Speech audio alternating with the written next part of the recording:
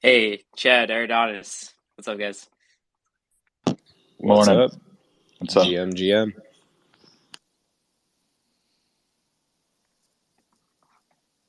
GM. Anything exciting going on, Aridonis?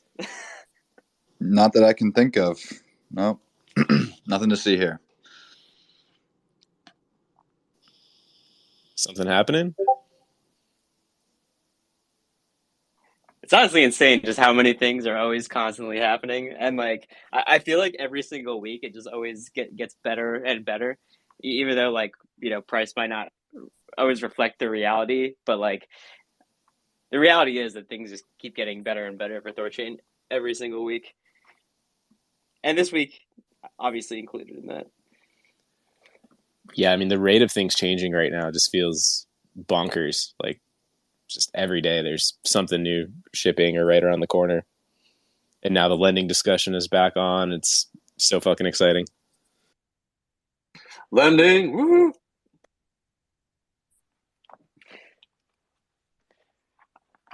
I'm kind of thinking wallet integrations.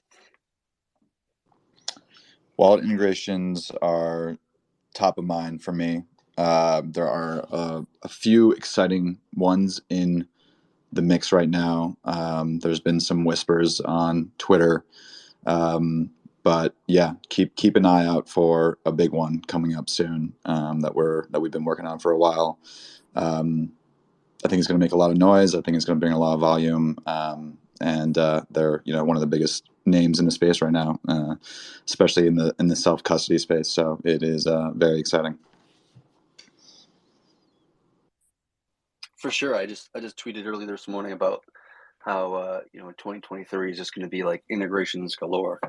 You always said early on, and you and I, your Dennis, talked about this that like the first dominoes to fall in the integration world are the most difficult to kind of push over in a sense. That the most time consuming, the most hand holding, the most our documentation isn't quite as clear in the early days, and we don't have as good as SDKs in the earlier days, but all that's being developed and built and making it so much easier. So like those first few dominoes of the integrations are the hardest ones to push over, and then just everything kind of waterfalls after that point. So I'm super excited about it. Yeah, absolutely. We've spent a lot of time over the last few months, like tailoring the integration experience. We've overhauled the docs. We've built new endpoints into THORnode to make estimations for swaps and savers as easy as possible. We've built metric dashboards that we can track. I mean, every day I'm tracking all of the swaps from all of our integration partners, tracking the amount of refunded swaps, working directly with the teams to tailor their integrations to make them as accurate as possible, to minimize the amount of refunded and create the best experience for their end users.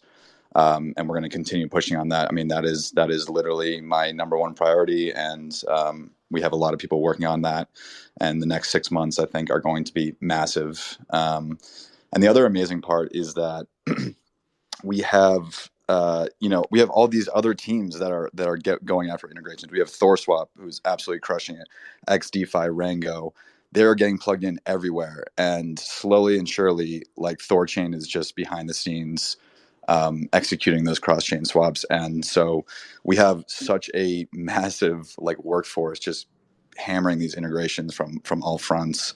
And I think it's going to be kind of like an exponential situation where we have these big dominoes falling like directly for THORChain, but we have all these other teams that are landing these massive integrations that are just going to kind of push volume through THORChain continuously.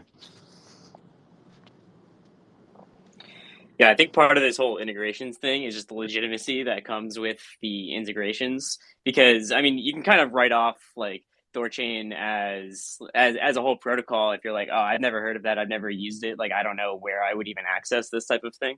And then all of a sudden, it's just in your wallet, and it's in other wallets. Say you are a wallet yourself, and it's in other wallets. People are integrating it, and it's basically a cosign for a THORChain saying like this is like a legitimate swap provider. They have transparent rates, and this is what we recommend for our users. And then the dominoes are going to fall very quickly.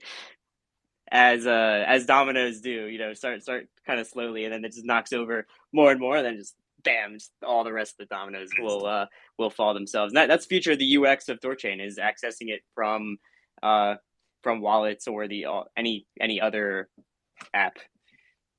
Yeah, that's a great point. And I think, like, with recent events, just the importance of self-custody is, top of mind for everyone in the space right now.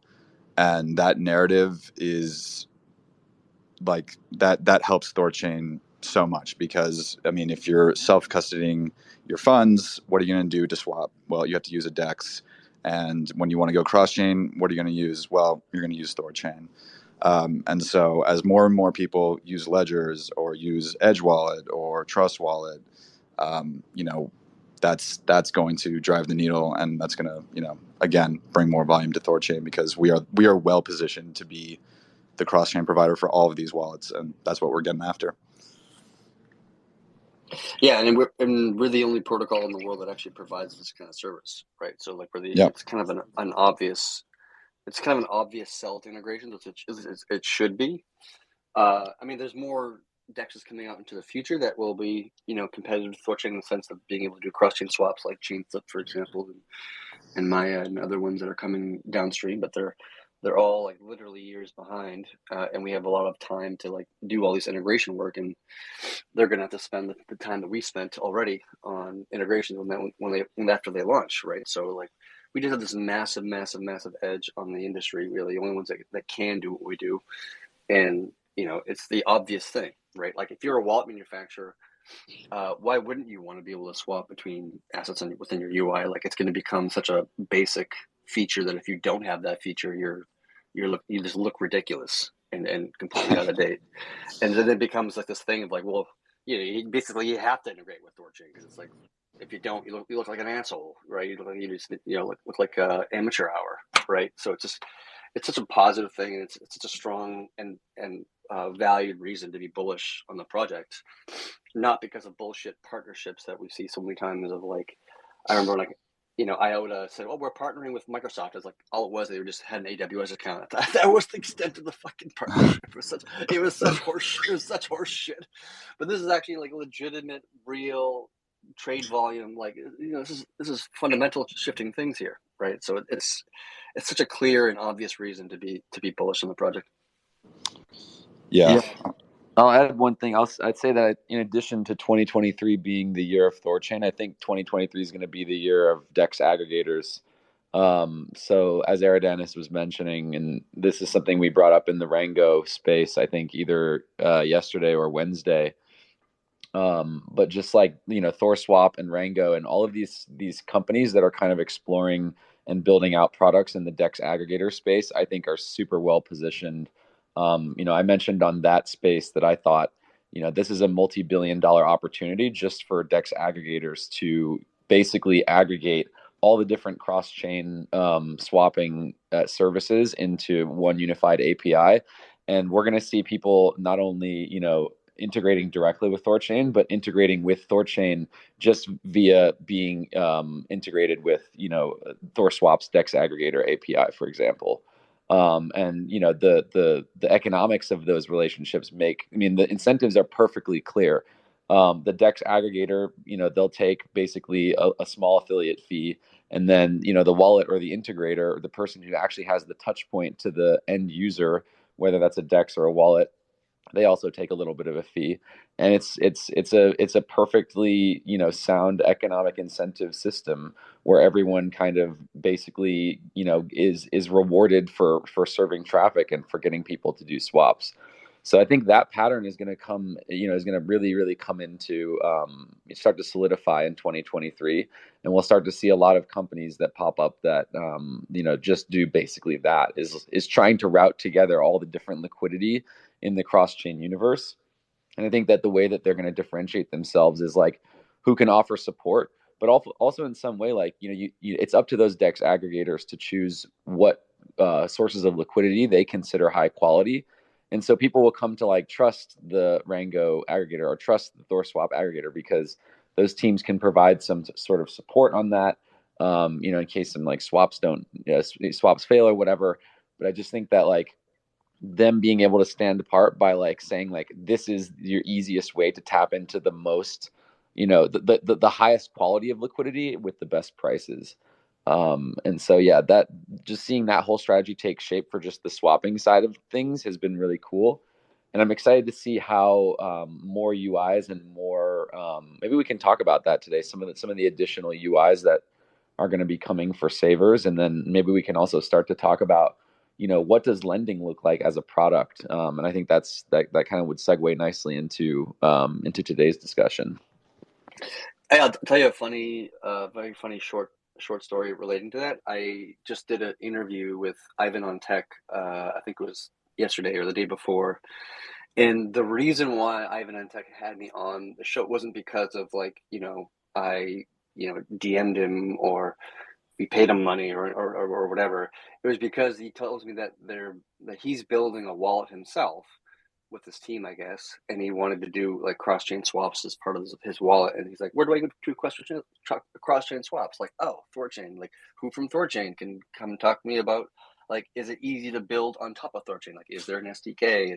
And so he had me on. We had a kind of technical conversation about how a wallet can interface with something like THORChain. Like, it just became like we got noticed by a big influencer in the space just because of the merit of what it is that we're doing and how uniquely positioned we are to do so.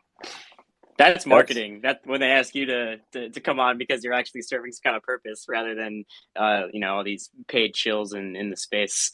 That's marketing right there. Offering a service that people want to use and there's good incentive to use, and then they use your service for their own service, right? Just a bigger ecosystem of wallets and things that'll be using THORChain as swaps. I just want to say, I think that's a really cool idea. You did it as a Twitter space, Chad? No, I did it as part of his like podcast YouTube show, whatever. So the episode hasn't aired yet. I'm assuming it's going to come out, sometime soon. I don't really know exact dates or anything like this, but it was a really good conversation, and we went into some good depths and technical talk and speak and that kind of thing. And so it's I encourage people to check it out when it comes out. But it was a good combo, and he's got a large following, which will kind of hopefully awaken some people and to take a rune pill and check out what we're doing. Yeah, that's really cool. We should start like open sourcing those conversations when we talk to people about building products on top of savings or building products on top of swap. If we're even, if they consented to it, and we could publish like videos basically explaining, when we explain THORChain, when we explain how to integrate with it, and people have those like sort of light bulb moments about, just how easy it is and how powerful and how much, it unlocks for them. Like I think we should just start trying to compile those and put those front and center in our docs, like almost like just like the video tutorial or video walkthrough of like what is THORChain. Yeah, absolutely. And we even talked about affiliate fees and how like him integrating THORChain into his wallet could generate yield and generate income for to pay his engineers and pay the devs to continue to add new features and such, and how that's an important component of the THORChain mentality is creating the correct incentives that any wallet or exchange that wants to interface or integrate would get paid to do so, right? Not just out of the goodness of their hearts or their interest of a new feature, but it also will generate income. Totally. Speaking of video walkthroughs, Chad, you put together a great overview of the lending design this week, and there was a lot of good feedback about that. Do you just want to summarize quickly sort of what that is and how things are going with that? Yeah, I mean, if I gave like a quick few minute kind of like summary of that 1 hour long video, it basically just says that the lending design that we've come up with is just structurally very different than every other lending design that ever existed in the DeFi space. And it offers a unique characteristics or attributes like 0% interest, no liquidations, and no expiration of your loan, which just makes it extremely low risk loan. So it appeals to a different kind of user than the ones that typically use like what you would use on MakerDAO or whatever, where you're just trying to 3x long your ether position. You can do that here as well if you really wanted to, but likely the CR, the collateralization ratio, or the LTV would be relatively high. or low from the LTV perspective. So most people are probably thinking to themselves right now, how in the world can a protocol offer a no liquidations loan? Why would a protocol ever want to hold someone's collateral forever and just let them run off with a loan? That's probably what most people are thinking. So do you want to tell us why this design is so novel and that we almost want people to do that? Yeah, the best case scenario from the network's perspective is that people open loans and they just never close them. Like that's actually like if I could wave a magic wand and do something like this, then if that was the case, then like the lending design would be the best thing ever, and it would cause Rune to pump to some crazy high quantity of value. Obviously, that's not reality, but that's just the best case scenario. And the reason why that is because when you come up to the network and you want to take out a loan, and you provide like $10,000 in value, whether that be BTC or ETH or whatever the asset might be, doesn't really matter. And you basically are burning $10,000 of Rune off of the table immediately, right? And then we immediately mint back, some subset of that. Maybe let's just call it like $3,000 in value. So you're like a net negative 7,000 Rune removed from circulating supply in that scenario. Now, it doesn't really matter what happens to the price of Bitcoin after that fact. It doesn't really matter what happens to the price of the dollar after that fact. The reality is the current state, while your loan is open, that the network as the lender, right, is profitable. Like it's already made its profit. It's already done well. It's already very happy because you gave us a bunch of money. We gave you far less money, and we're obviously doing quite well over here because we just got all this free money and we give out far less, and we're all as happy as clams as the protocol is. Because unlike other lending designs have like its market on both sides, meaning that the market users provide the collateral and also the debt, and so they're providing both sides of that equation. And in this case, the protocol itself is the lender, and then the user is the borrower, right? So even in the scenario where the collateral, the Bitcoin goes to zero or whatever, it doesn't really matter, and the debt becomes like quote unquote insolvent. From the network's perspective, it's not insolvent. It's actually still quite positive. We don't really give two shits. And if the Bitcoin price stays at zero for forever, which obviously that would never happen because Bitcoin's a great asset, but just hypothetically speaking, let's just call it like Terra Luna or whatever. Then like that's the best case scenario from the network's perspective. Like you just burnt 10,000 Rune, and then we minted 3,000 Rune, and then that's going to be that way forever. In which case, the Rune holder, the protocol, the lender is like happy as fuck about it, right? Because they just reduced the supply for basically nothing. Got a bunch of free money, right? And that's a good thing for the protocol, for the Rune holder.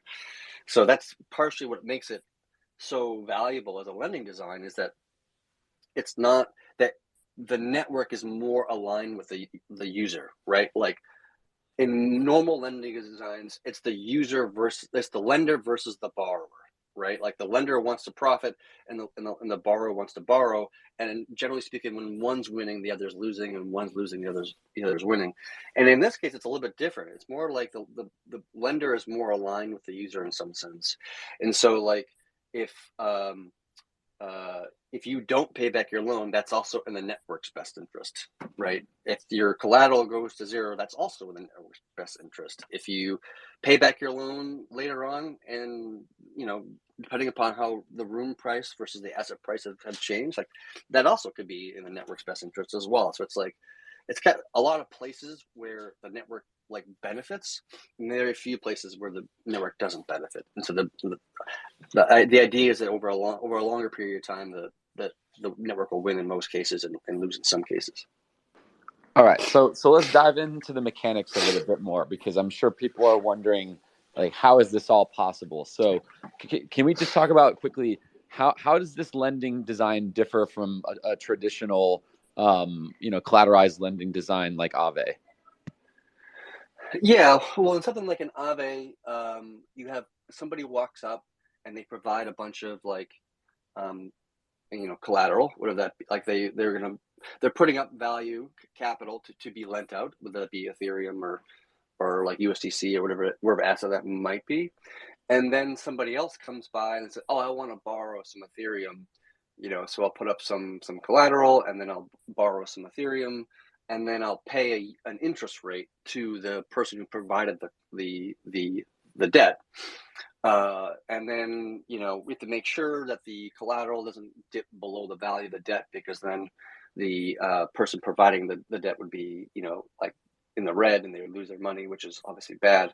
So instead, what they just do is they do liquidations. Like generally when the collateral is like 110% of the debt, then somebody can come in and basically like buy out the collateral and zero out the borrower, right? And the borrower keeps their debt but burns their ether, which was their collateral asset.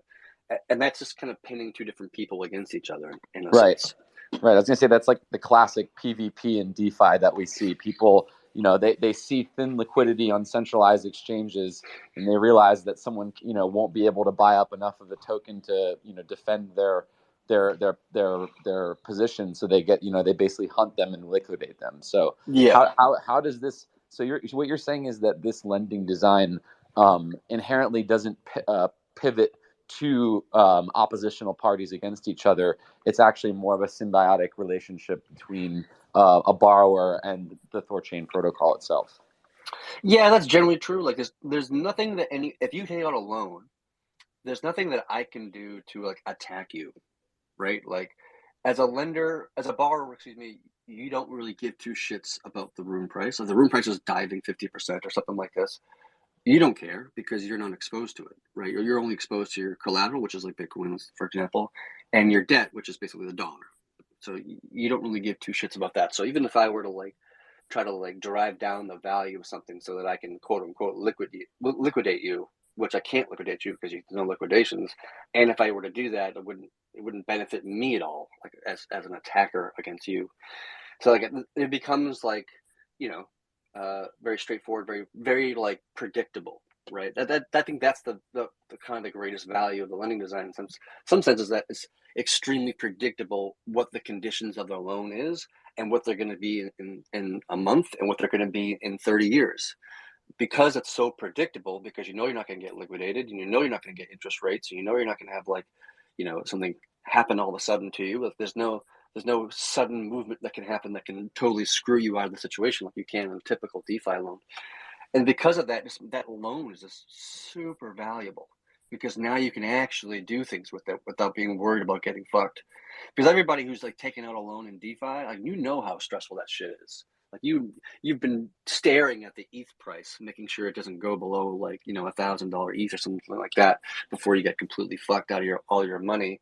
Or you're like just staring at the interest rate that's being charged upon you, which is completely variable based, like it is on Aave or Compound, and it can inflate to like 30 or 40% one day just because markets kind of deem it to be, and then you're paying some massive inflation interest rate on your loan, which is just like you get totally fucked in that scenario too. And so like there's no fuckery here, and so because of that and having that predictability, it just becomes the most valuable lending design we have in the entire industry. Okay, how can we offer that? Why is that something that THORChain specifically can offer? And I think it's what about THORChain's design? Why does it make sense to add this to THORChain? Why it makes sense to add this to THORChain is because the act of opening a loan always net burns a bunch of room, and by net buying and burning room, so you're selling whatever your collateral is, which is called Bitcoin, and then you're buying rune, so you're creating buy pressure on the rune asset, which causes the price to go up, and then you're also burning that rune after the fact, which also causes the price to go up, and then by that effect, you're causing the rune value to increase, which means that both the value of the bond, and the value of the pools is increasing. Even LPs profit in that scenario just because they have a leveraged position on rune as a dual-sided LP, and so when you're burning all this rune, they're getting the yield that a regular LP is getting within the pool is going to be it's going to be inflated, it's going to be increased. So it just all around, nodes make more money, LPs make more money. Savers don't, but other than just like increased possible trade volume, but they don't make any direct income from that. But that's okay. They don't want to be exposed to the rune asset at all. That's the whole point of savers. So it's very beneficial to the network, and that allows us to have like $10 billion in the pools, and and maintain economic security. Yeah, exactly. That's kind of what I was alluding to, is that Thor, just by virtue of being a cross-chain AMM and having deep pools in all of these assets and having deep pools in Bitcoin, Bitcoin has been previously inaccessible to the DeFi world because no one had the innovation or the technology to be able to pool it on an AMM in a decentralized way. So, Right. THORChain is pretty much the perfect protocol or product to add lending onto because it's already, has an efficient mechanism for attracting L1 liquidity, which is via its cross-chain swapping. And then as we see cross-chain swaps and integrations start to proliferate and more people start to come into savings vaults, we have deeper pools, which makes lending even more attractive. Right. Yeah, having the best lending design, like the most sexiest lending characteristics by far, and also being able to support basically any chain and more or less any asset is, that's huge. That's groundbreaking. That's nobody in the industry cannot come anywhere close to touching that. Everybody's just like way the fuck far behind in that sense. So, Jed, I think the next thing we should talk about is why it's safe for THORChain to implement this type of lending design. And I think your explanation the other day was really interesting.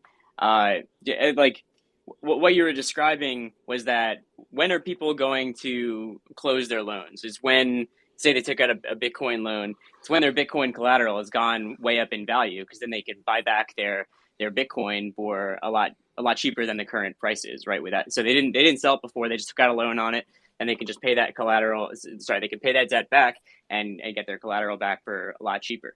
But the bad case for the protocol is when they pay back those loans when Rune has depreciated value compared to that Bitcoin.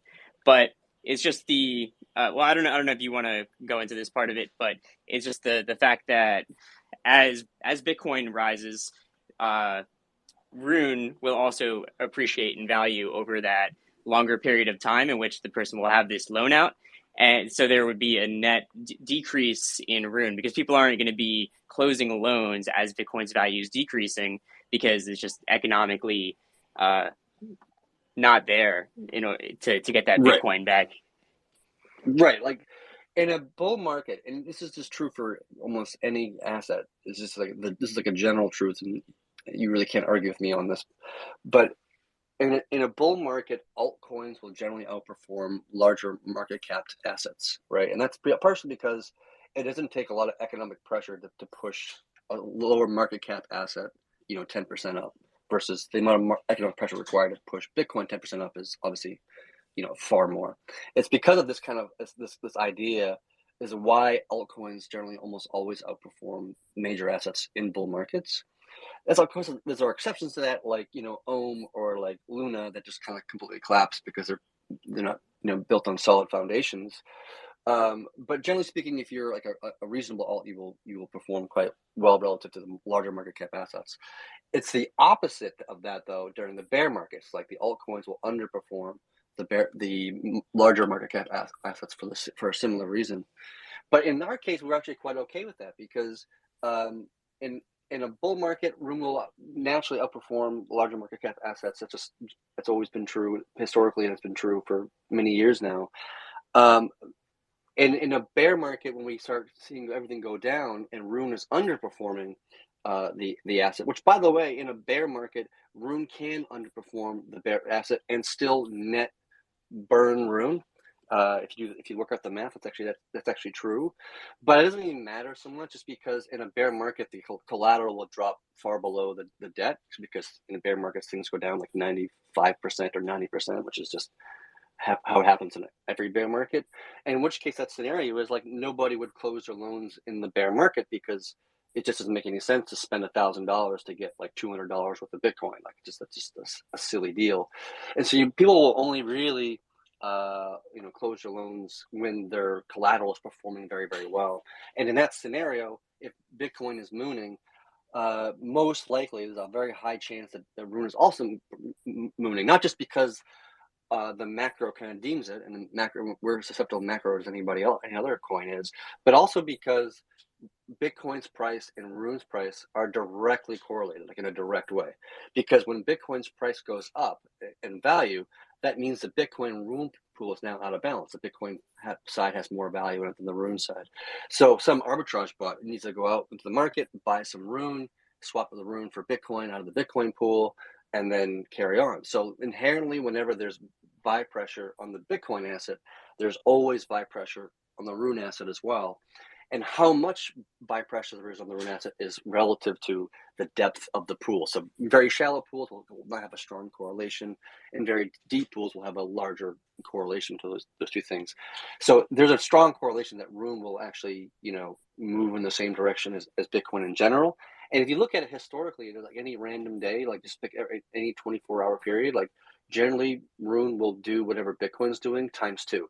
So if Bitcoin's up 10%, Rune will generally be up 17% or some number like this. And if Bitcoin's down 5%, then Rune will probably be down 10% or something like that. You can almost look at every day and watch it closely, and you'll see that's mostly true. It's not true every single day, but it's mostly true. Right, that was just one of those things that spoke to me about the design a lot, and just something that I've just been thinking about since you mentioned that, where the worst case for the protocol is that Rune gets inflated back into supply. So taking out loans that burns Rune, and then paying back the loans that remints some of that Rune. But just from these regular market dynamics, I mean, it's going to need to be proven out in the wild. But you can see the logic there, where the collateral dips below. People are not going to want to pay back their loans, and thus the Rune supply will not net inflate. And also the opposite, where people pay back their loans when their collateral has gone way up, and that is the permanent, and that difference of the Rune price is the net deflation of Rune in that particular loan. So I think it's just very, very clever design. I can't wait to see how it works. Yeah, even in an extreme scenario, right? Let's imagine a worst case scenario where Rune is underperforming. It's not doing well. Something happens to Rune. Let's just say there's an exploit, or the SEC announces an investigation, or something happens specific to this asset that causes the price to go down 50% or something like this, right? And then everybody starts freaking the fuck out. I don't know why they would, because as a borrower, you don't really give two shits about the Rune price, but let's just say markets are irrational, which sometimes they are, and they just start to panic and start closing their loans in that scenario, and we start minting a bunch of Rune. You might think that's the worst case scenario for the protocol, but in reality, because there's such a panic and everybody's doing these massive trades and swaps through the layer one pools, in that moment, the virtual pools will also be very, very shallow in that moment as well, which means that somebody might have 2 Bitcoin in collateral, and they're panicking, they want to get their collateral back. And because the shallowness of the virtual pool, they only actually get back 0.5 or some number. It depends upon the scenario, but we'll just call it 0.5 of their Bitcoin. Meanwhile, the other 1.5 just stays burnt as Rune.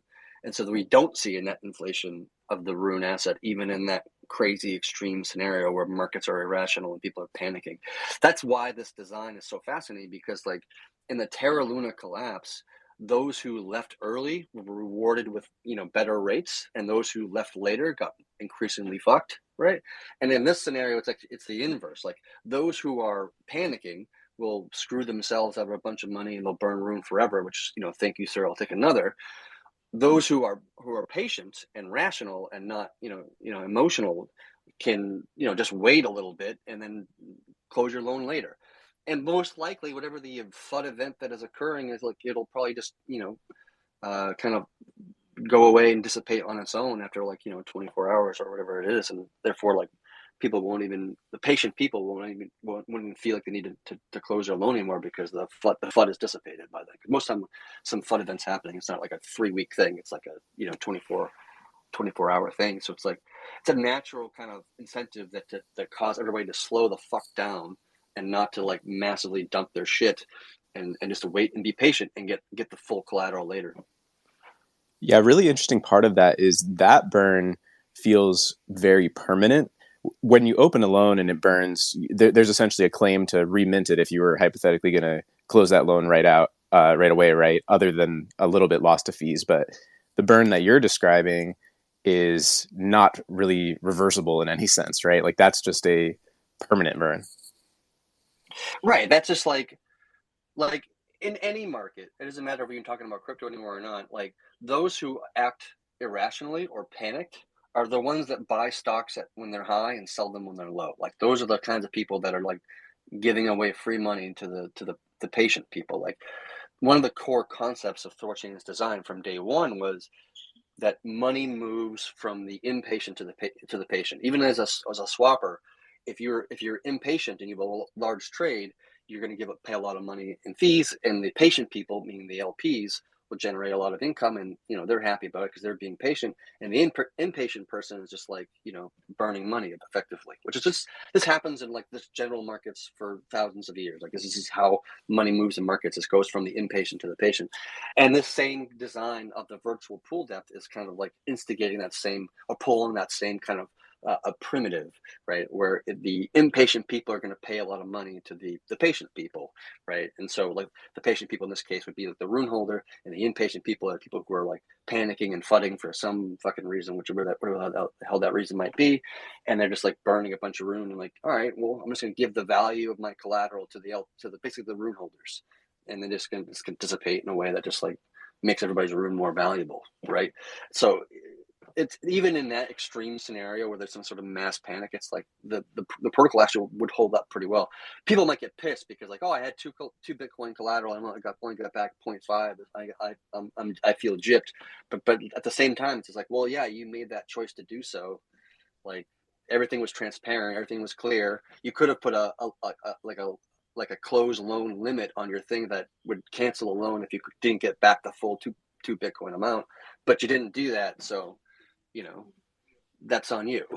What do you want me to do? That's just the rules of the system. Yeah, definitely something UIs will have to make really clear. You had said that even if Rune is underperforming, it can still be net deflationary. Is that the mechanic driving that, or is there something else going on as well that can keep it deflationary in those times? So like when Rune has to in a bull market, Rune has to overperform the asset, right? In order to be net deflationary. The reason why that is because it's not just the collateral we're talking here, like the BDC, but it's also the debt, which is like dollar terms. So when we open say somebody has like a $5,000 debt, right? And we open the loan, we mint, let's just say 3,000 rune to equal the $5,000 and that they get in debt. And then later on, when they close it, they need to pay back that debt, that $5,000. But because the rune prices increase, maybe they only need to acquire, to burn 2,000 rune instead of 3,000. And so there's like a 1,000 deficit just in the debt side, the THOR side, the USD side. And that's what creates like that kind of how Rune has to overperform Bitcoin in order to make up for that kind of like 1,000, differential. But in a bear market where Rune is underperforming, where we minted 3,000 to give you that $5,000 debt in the open loan, and then later on you come back and you're like, well, now you need to burn 4,000 rune instead of 3,000. So now there's like a net negative 1,000 just on the debt side. So now Rune can underperform Bitcoin by like 1,000 rune, so to speak, right? And then still be deflationary, right? That's why it's a little bit counterintuitive. And if you spend time with the math, as I have, to kind of play with it and figure out the behavior of it, it's a little bit complicated. But that's why there's it's not just like a rune to add to collateral, like 1-to-1, like which one's performing better. It's a little bit more complicated because you have to include the performance of rune versus the dollar in that context. Does that make sense? It's a little bit complicated. I'm not sure if I explained it well, but it's a little hard to explain. It does. I need to spend a little more time with it for my smooth brain, but I'm getting there. Yeah, I mean, I think what we could maybe get into more is like the concern people have mostly probably as they dig into it is like, what if there's a bunch of loans on like Doge or something, and it just gets like memed into the stratosphere? Can you just like walk, just to kind of just back to basics? Can you just like walk through that, like that situation where an asset really overperforms, and like where does the risk really come in? Yeah, so in that scenario, so let's call it Doge, right? Because Doge has the ability to pump, as we've seen in the past. And so Doge goes to the moon one day, and then people decide at that point that they want to close their loans, or maybe to close them and then reopen them a moment later for more to kind of refresh their loan. In that scenario, what would happen is the network would have to mint more room than it burnt when they opened the loan in order to repay that loan. So there'd be a net inflation of room in that particular example, until, like, as Doge always does, it like drops to fucking, it drops a shit ton. It's a very volatile asset for obvious reasons. And so in that case, it could be a net inflation on the Rune asset. But I would also say that the sheer quantity of loans that can exist has a relationship to the depth of the pools, right? So Bitcoin obviously is the deepest pool. It will probably have the vast majority of loans will be Bitcoin-based collateral loans. And there'll be some Doge loans, I'm sure, but it wouldn't be, a huge quantity.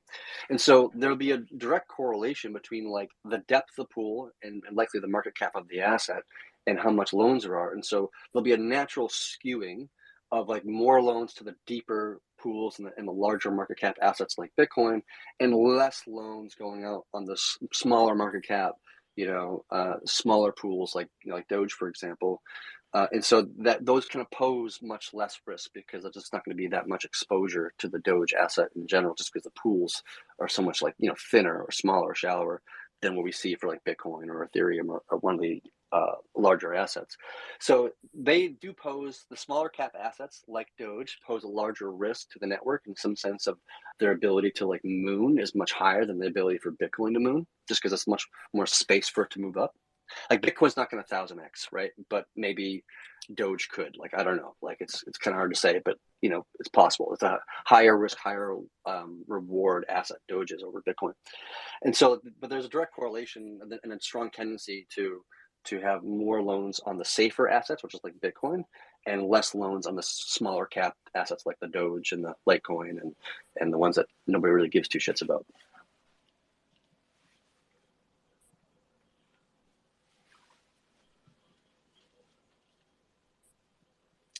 Cool. Just a reminder, like, it's open for questions from the audience. So I'm sure there's a lot of different lending questions. So if anyone would like to hit the request button and come up at any point, otherwise we'll just keep riffing off of the whole lending design up here. But open for anyone to come up. I saw there were some requests and people drop it up and down. So yeah, I can definitely throw out some more questions in the meantime. Why don't we start with the 500 million hard cap and explaining how the reserve could kick in, and then I have some. Do you want to just explain that, and then I have some follow-up questions? Right. So the biggest concern that people have about the lending design, since there's like a burn and mint system, like mechanism, people think of like, oh, why won't this fail like Terror did, where it went from a few hundred million circulation supply to like 1.3 trillion circulating supply of the Luna asset, or whatever the hell the number was. And the difference here is that like there actually, like, that was just, I mean, there's a ridiculous quantity of like fixed rate income and that just was unsustainable, and we can get into that. That's a different kind of conversation. But in this context, like, there's the network is maintaining its current monetary policy, meaning that the supply will never increase beyond 500 million. That's not being changed at all. And so right now the network has like a 15 million Rune kind of like buffer. Like, if you look at the actual total supply of Rune on chain, which is the total like that exists rather than the circulating supply, it's 485 million. And the reason why we're like kind of down 15 million is because of the kill switch. Like, people just didn't upgrade their Rune from BEP2 or ERC20, and their window is kind of closing on their ability to do so. And so there's this like kind of lack of 15 million Rune that's kind of like was basically burnt as part of the kill switch effectively. And so we had this little kind of kind of buffer zone, if you want to kind of call it that, which is actually quite convenient and nice for the lending design. And so in the disaster case scenario where like something's wrong and just mass producing ruin because people are closing loans and just like minting ruin because the room price is like not performing well for some reason, some FUD event maybe, I don't know what it would be, but something's happening and people are closing their loans and all this kind of happen. It's not happening too fast. If it happened too fast, a virtual pool would protect the network, but it's happening like a slow trickle, over a long period of time for some reason. And then once we get to that 500 million cap, the network says, oh, we need to mint like 10,000 rune for this guy who's closing his loan, or this girl closing her loan, but we don't have 10,000 rune to mint because we're already at the 500 million cap or whatever. So in this scenario, we would just basically, use the reserves rune. We'd borrow 10,000 from the reserves rune and swap it for Bitcoin or whatever their collateral asset was, and then give them their collateral and they walk away fine. The most important thing to make sure that lenders know, or brother borrowers know, is that if we don't want people to close their loans, like we want people to open loans and leave them open, we don't want to create any incentives for them to close a loan. So that's why there's zero interest rates, and it's why there's no expiration, because there's no pressure to like close your loan at any given moment or time. And the other really kind of important component of that is to make sure that they feel that they can close their loan at any time and get their collateral back, right? As long as they have confidence that that is a true statement, then there's no reason to close your loan. There's no reason to panic. There's no reason to FUD. There's no reason to do these things. And so by using the reserve rune as kind of like the backup, it's really there just to kind of give you that confidence to the borrowers to like, don't panic. Like if we just said when you get to the 500 million cap, that's it, and nobody can close their loan and like you're now screwed, then everybody's going to panic, right? And everybody's going to want to close their loan. They don't want to be the last loan to close and be left the one holding the bag and kind of get screwed. That creates FUD. That creates, a mad rush for the door, which we don't want to see happen. And so by using the reserves room, it kind of just instills that confidence that, you know what, you don't need to panic. You don't need to rush. You don't need to, run to the door, so to speak. You can just chill because, you'll get your collateral whenever the hell you want to get your collateral. And there's no reason to think that you won't get it.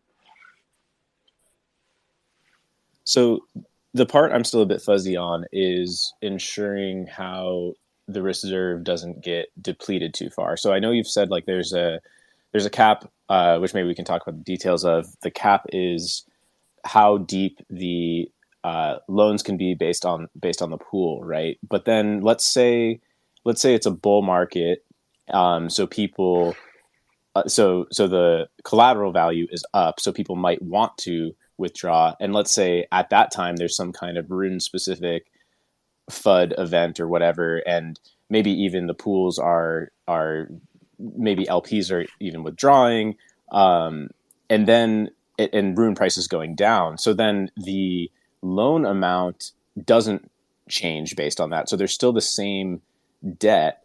That's just kind of a vague question, but that's the scenario that I'm still kind of fuzzy on. Can you clarify any of that? Yeah, because so the reserve right now, I think it's got like 170 million rune in it, which is obviously a large quantity of rune. The pools themselves in total, I think, has like a little over 30 million or 35 million, somewhere in between there, of rune in the pools total. So if we cap the loans to be like, let's just give it a number of like 1-to-1 ratio, right, between the pools and the so that we won't lend out more than 33 million rune like openings, right? Or basically burning 33 million or 35 million, whatever the hell the number is, 35 million rune. Then in order to get to like put the reserve at risk, like the asset would need to outperform rune by like what would that be, like 6x or something like this, which would be fucking nutty as shit. I mean, that's obviously mathematically possible. That's completely impractical. It's very unlikely to actually occur, but it's possible. Sure, it's very well possible. But also the act of somebody closing their loan and us, minting more rune to pay out their collateral would naturally cause the collateralization ratio to drop, to go lower. And by going lower, it creates more economic pressure for people to open up new loans and burn a bunch of rune. right? And so you have this kind of counter effect of markets to say, hey, the collateralization ratio is now dropped to 300% or whatever the number might be. And that causes people to open up new loans, right? To kind of create space for other people who want to leave and close their loans, right? So there's a lot of like different kind of angles to think about it. But one of them is that we control how much loans go out, and so we control the liability to the reserve. And we're not going to just like, release the caps from the loans entirely until we have good, strong confidence from market conditions and from market behaviors that everything works as planned, and it's safe to do so. We'll start very small, see how loans work, see how the human behavior is, what is the collateralization ratio people are looking to get for a loan with these kinds of attributes. And we'll kind of study that, and then we'll like slowly kind of increase that kind of cap on the loans. And as we feel more and more confident, if this thing doesn't work, it's unlikely that it's going to expose itself to not work like 3 years later. Like, it's probably going to show itself to not work within the first 6 months or so, or a year. At least I would suspect. You don't really, I guess you really don't know until you've gone through like a full bear and a full bull market to know how like the market reacts to such a loan. But I'm not terribly worried about like burning through the reserve for this purpose, especially when the POL will be there to be like the POL will be just earning room this entire time as well. Like, it'll just be generating income from just swaps and that kind of stuff. So there's that component as well. So I'm not really terribly concerned about it, especially in the beginning. But we should be conscious of it, and we should know that like as we increase the cap on loans and allow more loans to go out, that increases the liability on the reserve in some sense, or the potential liability. It doesn't even have liability, actually, not until we get to a really bad place. But then the funny thing is that like as you release up the cap on the loans and more loans go out, which means more room is being burned, right? Like, if we burn like 100 million room, right, out of the circulating supply, which is like almost like half the circulating supply right now. Like, what does that mean for the room price? Well, it means the room price is probably pretty fucking good, right? And it's probably outperforming Bitcoin by a good margin at that fucking point. And so it's just like the more loans that go out and the more burning that happens, the more economic pressure there is on the room price to push upward, which means that the more likely that all the loans that are currently out are net deflationary, a net deflationary status or like state. So it's just like this is as more loans go out, it actually does make the network safer in some sense, as counterintuitive as that might sound. I brought up 2 listeners. Let's start with Francis. Hey, are you there?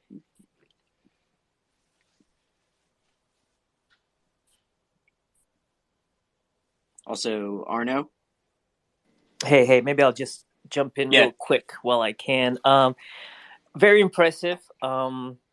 It's a complicated design. I gotta say, for more simple-minded people like myself, I definitely remember, and I probably will remember, the Luna Terra thing. So when you speak about burning and minting, it is giving me some anxiety. I know the design is very different here, but it is hard to wrap our minds around. And when it's hard to kind of understand, it's harder to trust.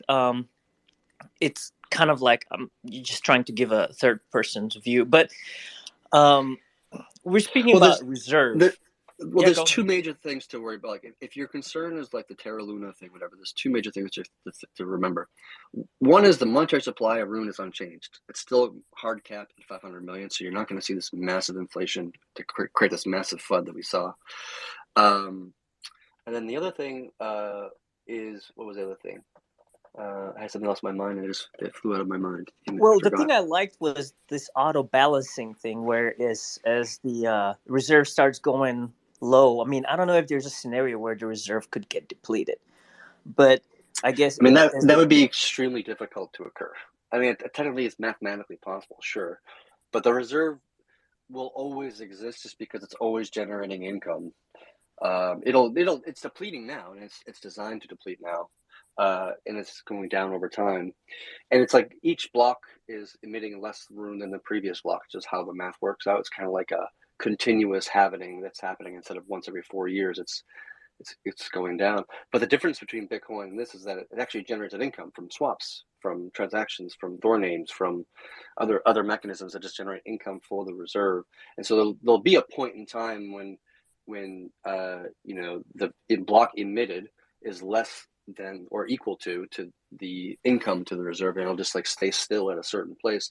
And then if you pay a bunch of IL at that point, or you close a loan, then you have a situation where the block emitted is less than the income, which means that the reserve will slowly be built up until it reaches that kind of like balance point. So like it'll always be there, even like in a billion years. It'll like always, even though this is a circulating supply, a hard supply of room. Even in a billion years, it'll be like effectively an infinite supply of room within the reserve in some sense. Oh, I remember this. The second thing about the Terra Luna thing is that the difference between Terra Luna and this is that Terra Luna had uncapped the UST asset. This kind of like we create some artificial incentive of 20% fixed rate to create a massive, crazy demand for the UST asset, and we allowed the system to get top heavy, and so it became too much. Kind of like the guillotine got too heavy above the Luna neck in a sense. And once things started going south, like everybody saw that waterfall coming down, and they knew the result for Luna would be, a crash. And so everybody dumped their Luna as well. So in this case, you don't have that because there's actual relationship. This thing can never become top heavy. I guess it could become top heavy if we decided to make it top heavy, if the community made that choice to do so. But that's something that has to be decided upon. In the beginning, it could never become even remotely close to becoming top heavy and actually holding a large guillotine in any sense. It couldn't really have much of a threat at all, actually, especially in the early days. It just depends on how much we want to open it up. Do you know what I mean? Another key difference is that the THOR, the USD accounting internally, and these derived assets, they're not tokens that sit in your wallet. So they're only tied to opening and closing loans. So there's no scenario or there's no reason where you're just minting the shit out of it or burning the shit out of it. Like it's only tied to opening and closing loans, which keeps it really contained. And just like Chad said, it doesn't just create infinite demand for a stable coin, for example, that you can just deposit for an arbitrary 19.5%, and then there's it just goes to infinity. It doesn't have that mechanic, so it's a lot more controlled. Arno, did that answer your question? Okay, he's down already. Francis, are you there? Yeah, I'm here. Hey. So I got a few comments and a couple of questions, I guess. Just a quick tale real quick. I checked my email earlier this morning. I was trying to get a loan with a banker. I've never gotten a loan before. And I was looking back at this email conversation, and it was 44 emails over a couple of months to try to get a loan less than $10,000 so I could get a car to continue working. And I failed to get the loan after 44 emails. And then I looked into something like Aave. I took out a big Aave loan, but I didn't lock in the car just because I wanted to make sure I could sleep at night with this Aave loan, and I could not. So I just wanted to say that your story that you've told a few times, Chad, about the guy who wants to get a car or whatever the fuck to improve his life. I'm that guy who's waiting for this product, so thank you. Boom! Right there, in the flesh. There's Francis. You are the person that I'm building this for. You are the reason why I want to build this fucking thing. To allow you to buy a car so that you can get to work when the traditional finance system completely failed you after 44 fucking emails and 2 months of conversation on a $10,000 loan. And then you didn't want to do the Aave thing either because it's risky as all shit. And it's just like it's like dangerous for you to do so. You are it, man. Like that's it right there. You heard it here, people.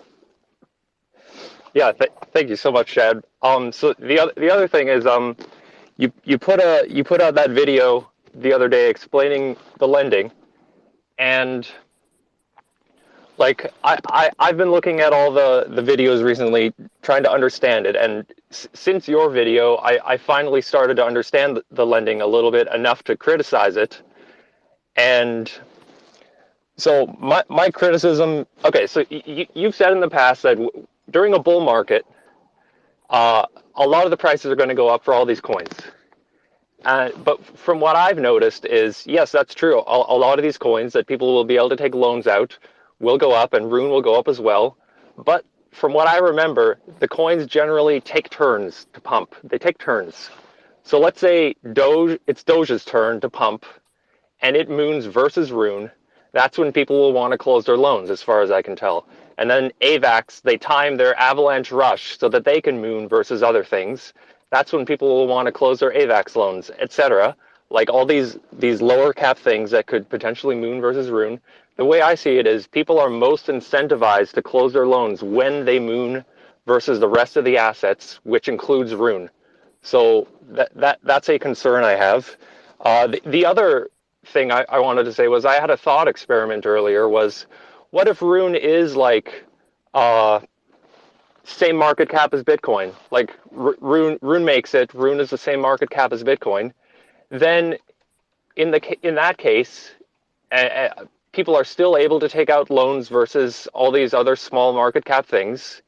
Everything will moon versus Rune because Rune's market cap is too large. So everything will expand Rune's supply in that scenario. And so I know you've said in the past that you don't want to have like all this voting and such for what you allow to have a loan and what you don't allow to have a loan. But isn't it possible to make some sort of objective measurement of, just have, number of market cap, like you must be in the top 3 or whatnot, just in order to ensure, because eventually it just seems like when you take it to the limit, everything will cause Rune to inflate the more successful Rune is. Yeah, so let me address those 2 points. So the first one you said about Doge mooning one day and Rune not mooning just because maybe Elon Musk tweets again or something like this to cause Doge to pump. Like that situation is very well possible and probably will happen at some point in time. The reason why that's not a problem in my mind is because we don't really care about the day-to-day or this one pumps this week and that one pumps that week or whatever it is. What we want to know is what is the aggregate, right? Is most loans closing with net inflating or are most loans closing and net deflating? That's the real question. And to be honest, I don't have an answer to this question. I don't think anybody has an answer to this question. We won't actually really know until we actually try it out and see what happens, right? And that's part of why I want to start the thing small and scale it slowly over time, is just let's just see what the market behavior is. And so that might be the case that we see a net inflation in most loans. And if that's the case, then maybe we just cancel the feature or maybe change some attribute of it or do partial liquidations, which is another idea we've thrown around in the past, which I personally hate, but it's more structurally sound for the protocol. And so we can talk about that stuff, but we don't really know the answer to that until we actually try it out, which that's partially what I'm excited to do. Your first question was about the Doge pumping. The second question was about, remind me what that one was again? Well, it was just a thought experiment for if Rune is a giant market cap coin, everything will cause it. Every loan will make the supply inflate because Rune's market cap is too large. Right. So in that case, a hypothetical scenario where Bitcoin and Rune have the same market cap, which would be, obviously quite insane. Rune would have to be thousands and thousands of dollars per Rune to get to that place. So congratulations, everybody's holding Rune right now because you've done pretty well for yourself. I think we can talk about that as a community if and when that ever happens. And I don't expect Rune ever to be anywhere close to Bitcoin's market cap, to be honest with you. Bitcoin is a much different use case. It's trying to be money in some sense, and nothing's bigger in the world than money, really. So I don't really personally expect Rune to ever really be competitive to Bitcoin and market cap. But, if it is, if that does happen and I'm wrong and Rune does extraordinarily well and it's one of the biggest assets on the fucking planet, then, we can come back together as a community and have this conversation and debate about whether or not we want to continue doing lending or change the design somewhat or whatever. But for right now, it's not really something I'm terribly concerned about. Okay. Yeah, the last thing I wanted to say was I do hope that this feature scales slowly because as far as I can tell, all the potential seeds that could cause it to, you know, have inflation happen, all the seeds are planted in the bear market, you know, like price depressed Doge with a loan taken out with a price depressed Doge is the seed that causes inflation later on. So I guess that makes me hope that it's scaled slowly, so we can see, you know, at least a few bear markets to see like what actually happens when those seeds are planted in the bear.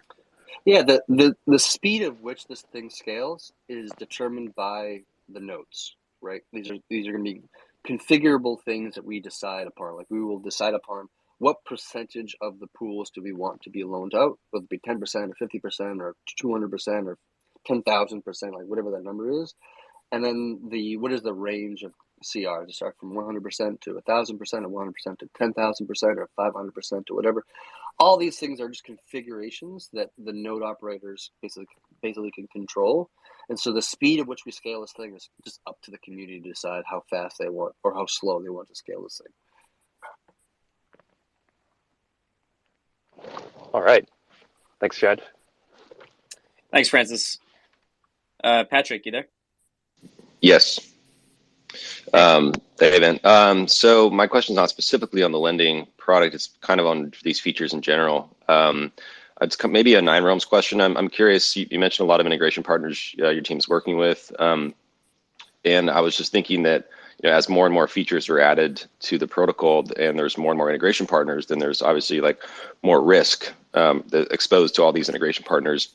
So I'm just curious how you're navigating these conversations around like adding more features, you know, because this impacts these other companies' products. If there was something, you know, if there's some systemic risk to a new feature, obviously it can impact these other companies' products and their business. So how do you navigate those conversations? And then are those integration partners also interested in taking a stake in the network in terms of nodes, liquidity, and whatnot? Thanks.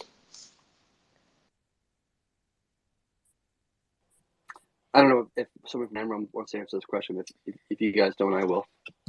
Yeah, I can take it. Yeah, I mean, so of course, with these new features, there's always risk. There's risk with even just cross-chain swaps in terms of, you know, users getting refunded or whatnot. And of course, there's always protocol risk. So, you know, the risks of each feature are the first thing that we kind of go over with these integration partners. And that's, you know, one of the big pushes is to, you know, document all of the risks associated with any feature that they might be interested in.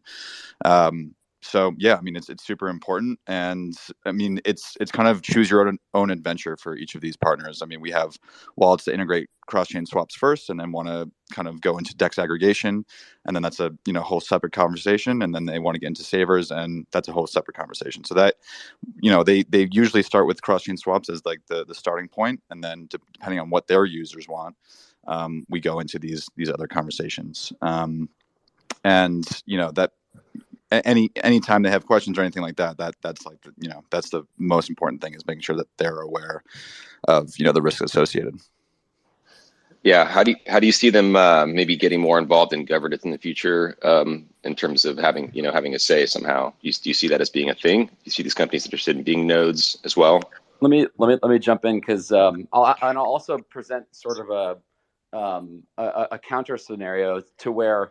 One of the wallets that we talked to recently, they're one of the biggest companies in the world, so you probably know them. But when we sat down and talked to them, they were actually initially interested in the savings and the earn product. They wanted it to be, you know, something that they could seamlessly integrate for their users into their wallet, and THORChain is something that could do that for them. So their first question to us, when they were kind of just doing like the initial vetting and due diligence, was, you know, where does the yield come from? Everyone in the space knows, you know, if you don't know where the yield comes from, you are the yield.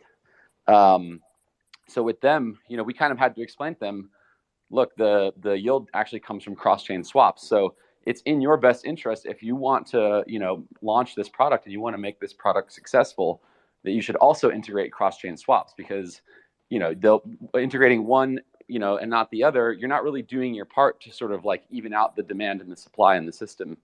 So we're very straightforward with them. We say, look, you know, like the risk is that you implement this feature, but your users don't get the yields that they want. In order to ensure that they get the yields that they want, you should also implement swaps. So having those conversations is it's definitely, you know, a bit of a process to get them there on like sort of what are the risks, but also what are the things that they can do, that they can specifically do to help mitigate those risks. And, you know, I wouldn't say that we've had any of those conversations yet about telling them, you know, hey, you should take a stake in the network or get actively involved in its governance. But, you know, one of the things that can scale, for example, savings vaults, like if we start to hit the security cap, one of the things that, you know, someone can do if they want to, you know, increase the capacity of the savings product is to start to take an actual position, or to take a stake in Rune itself as an asset, to buy up Rune. That will increase capacity and increase security and increase the capacity of the savings vaults. So, you know, there are certain ways that we can explore, you know, and those are conversations that, you know, we would love to start having with the bigger companies, the bigger wallets. You know, I can't really say much more, but basically, them taking a position in THORChain, I think, would be a mutually beneficial thing. And, you know, given the scope of Rune and what you can do with, you know, savings and swaps, I think it would absolutely make sense for those companies to take large positions, run their own nodes, get involved in the governance process. It's not even to mention the increased decentralization of the network, you know, given these companies running their own infrastructure, bonding their own Rune, that's just another entity that has some kind of say in the governance of THORChain, and someone else decentralizing increasing the Sybil resistance of THORChain by making more nodes with more bond. So like, not only does it directly help the network in that way, but it helps the network become more decentralized and get to the place where we need to be, where there's hundreds and hundreds of nodes and hundreds of entities running those nodes and administering the network. I think it gives THORChain political, essentially political power as well. You know, if you have multi-billion-dollar companies that are aligned with you and your product and your vision, they have a stake in your protocol, they're integrated with your features. They have a stake in your success, and they want to see your success. And so, you know, if we get, imagine a world where we get all of the top centralized, decentralized exchanges, wallets, you know, consensus, you know, everyone in all of crypto is on board with THORChain and owns a little stake and runs a node and is integrated with, you know, that just makes THORChain even more uncensorable, because, you know, you have allies. Having allies is important. And I think that by, you know, strategically aligning yourself with other people's, you know, goals and what their users are trying to accomplish, it only, you know, enhances the position of THORChain. Yeah, I think more likely than not, more exchanges will be running. I think in the future that all exchanges will have to be running Thor nodes, just as part of the full stack of just implementing THORChain swaps. And like, I think we will get to that point one day where these centralized entities and decentralized exchanges and things like that will all be running Thor nodes. And like, even just getting the Rune to do that from affiliate fees, not even having to buy Rune itself directly, just, you know, do swaps for long enough and eventually get enough Rune in order to run your own infrastructure. That's a great point. I would love to see that happen. Yeah, I mean, I would love to see, like, you know, 12 of the validators, because it's important to have. It's important that, like, and people always ask, like, you know, why no liquid staking? We had this conversation extensively, like, why no liquid staking? You know, it would be great if you guys could support 10,000 validators.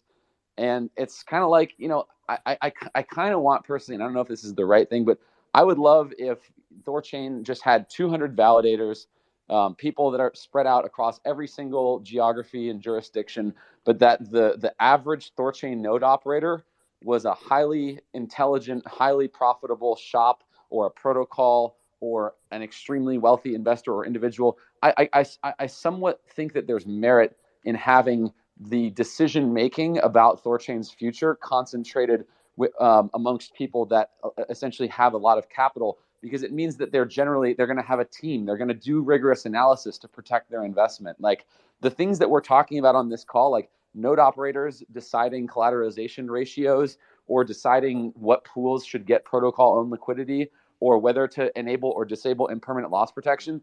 These are all incredibly important things that require a studied interest in THORChain.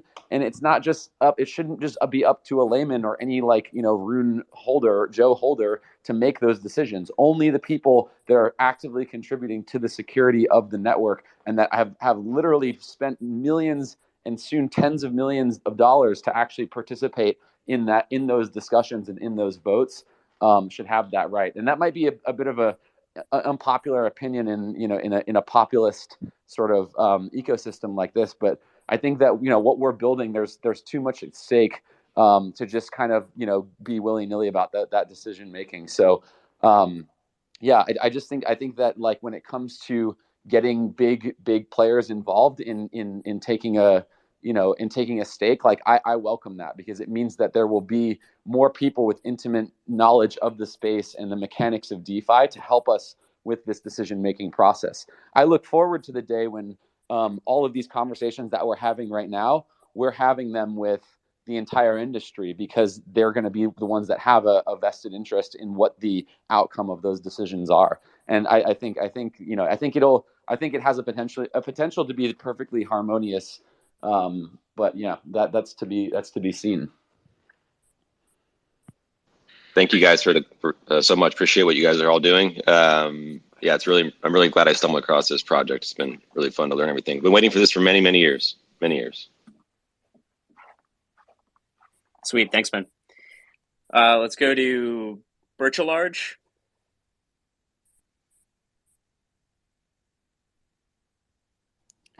Hey, thanks for taking this time. I've been kind of busy with everything and a little bit of out of the picture, but could you guys talk a little bit about just the integration strategy? Are you guys targeting specific projects, especially kind of on the liquidity integrations? Or are people coming to you, or do you have a target list that the community might be able to help for? And if I've missed this for just being dialed out, but I really feel like we're at this great point where if we get the right integrations, it could just go really quick. So I just would love to hear how you're thinking about targets and what you want to do.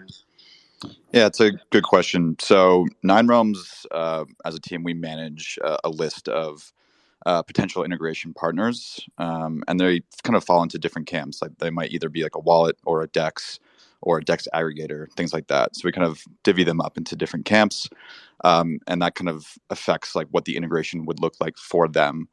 So yeah, top of mind for us right now is wallets, of course. And so we have basically a hit list of wallets that we're either in talks with, or we're helping them scope out the integration, or they're in the progress of integrating. And we kind of manage this status list as we go through. Our list is pretty exhaustive. Every now and then we'll just kind of reach out to the community, like with a Twitter post, like, hey, what wallet do you guys want to see THORChain swaps in? And we'll kind of take that into consideration. And we have pretty good connectivity throughout the industry. So we're usually able to get like a pretty close introduction to the team. And then we just go from there. So that's kind of our strategy. And I will say that like inbound in terms of people just reaching out to us has never been higher. And I think as we continue to kind of roll out these larger integrations, like that's just kind of, again, like talking about those dominoes, like one big one falls and a lot follow. So yeah, I mean, anyone is welcome to reach out if they have a project in mind that they think should be integrating. And we will follow up immediately, get in contact with the team and start scoping. That's kind of the progress. Perfect. And just a quick follow up.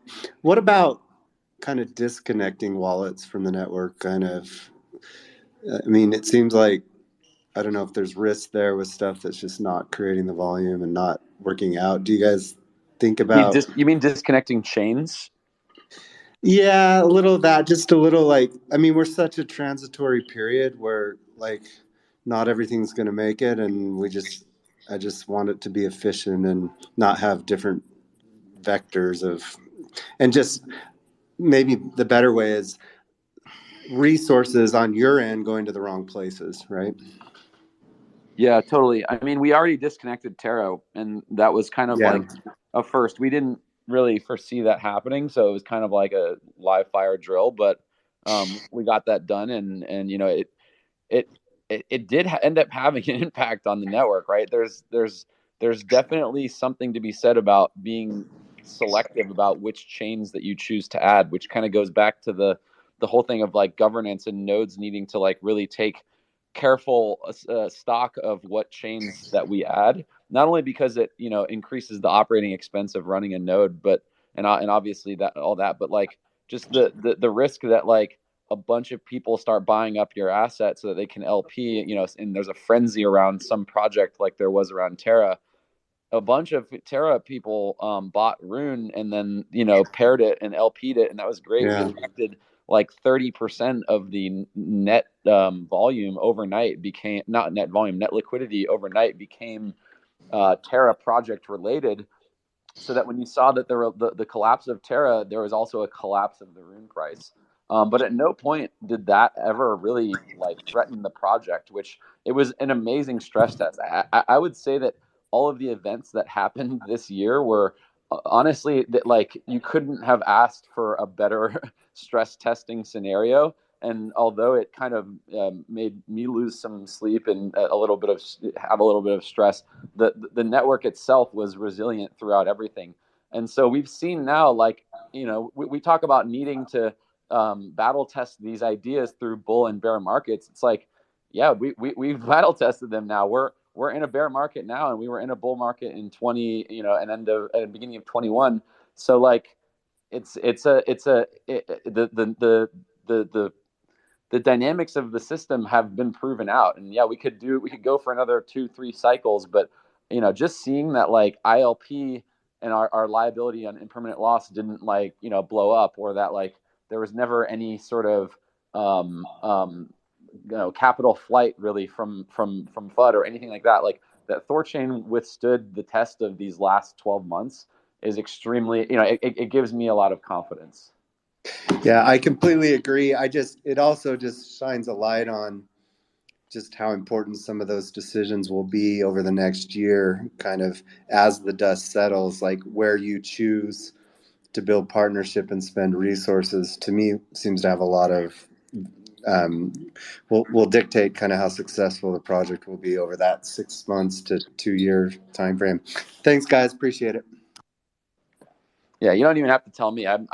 Probably have been the most vocal opponent of adding things like Haven or Dash or any of these small cap projects. Like I think that if it were up to me, THORChain would just be the premier, you know, cross chain swapping for BTC and ETH, and all the loaning and lending would just be on BTC and ETH. That would still be an extremely innovative project. But of course, there's tons of other L1s that are, you know, providing value in the ecosystem that we want to integrate with. I think Atom was a really great addition because it gives us access to the IBC ecosystem. Avalanche gives us access to a low gas EVM ecosystem. So there's going to be we should only add L1s to THORChain when they fundamentally unlock like a large new, think of it all as like a neural pathways, and one access to one chain can give us access to 100 chains by virtue of like some, you know, by virtue of the Cosmos IBC or you know, low gas EVM bridges that allow you to hop between like Arbitrum and AVAX or something like that. So just like we should be really, really conservative about what we connect to, and only connect to chains that that really do unlock fundamentally new like user bases and liquidity pools that would otherwise be stranded. Which is why I think Doge was a good one. Doge is stranded liquidity, and it has a very active user base.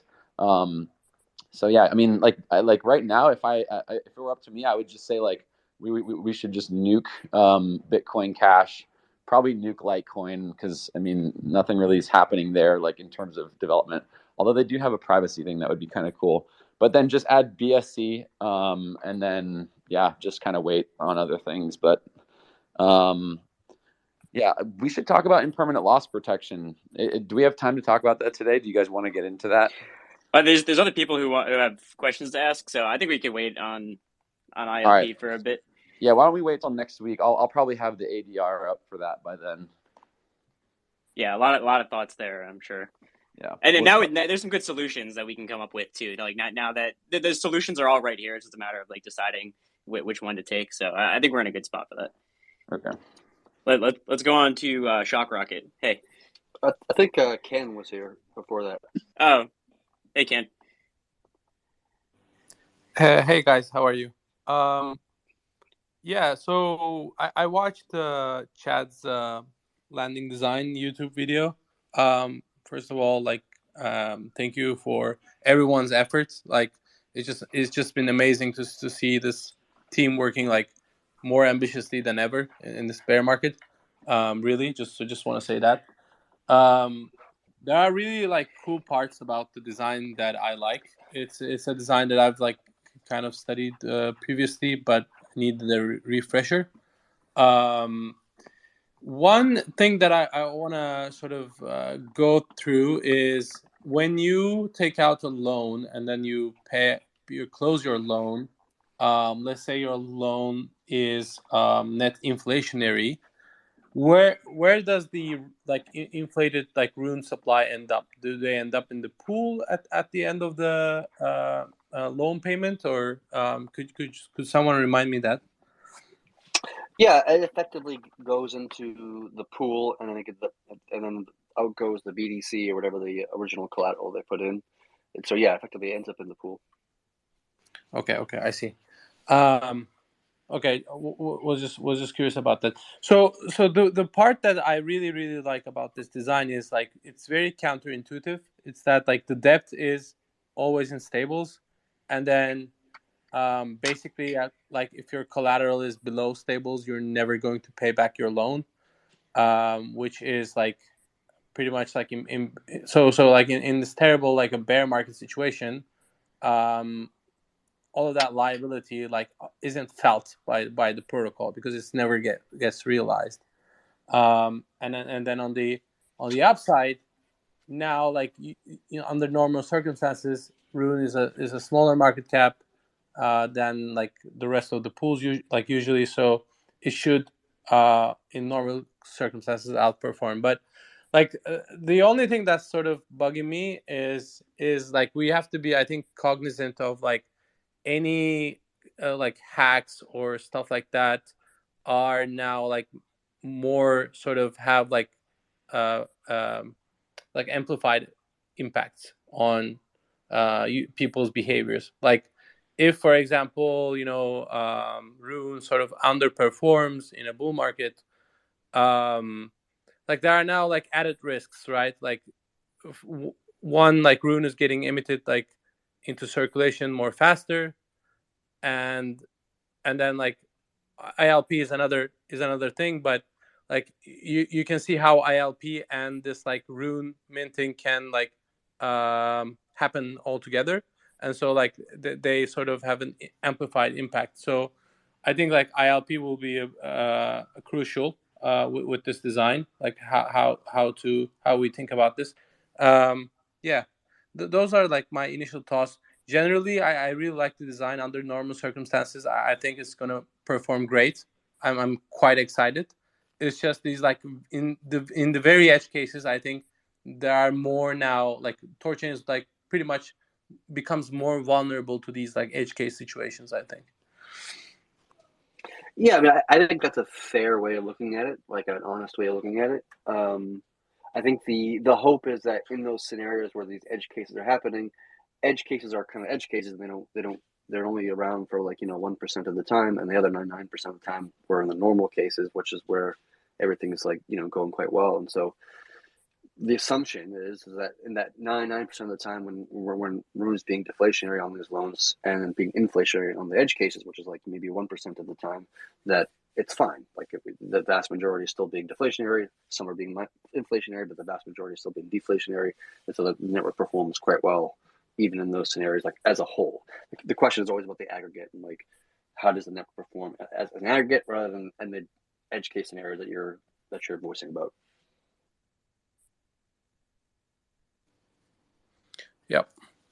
Yeah. Thank you. I don't want to take too much time. Just wanted to share my thoughts and my comments. Thank you. Thanks, Ken.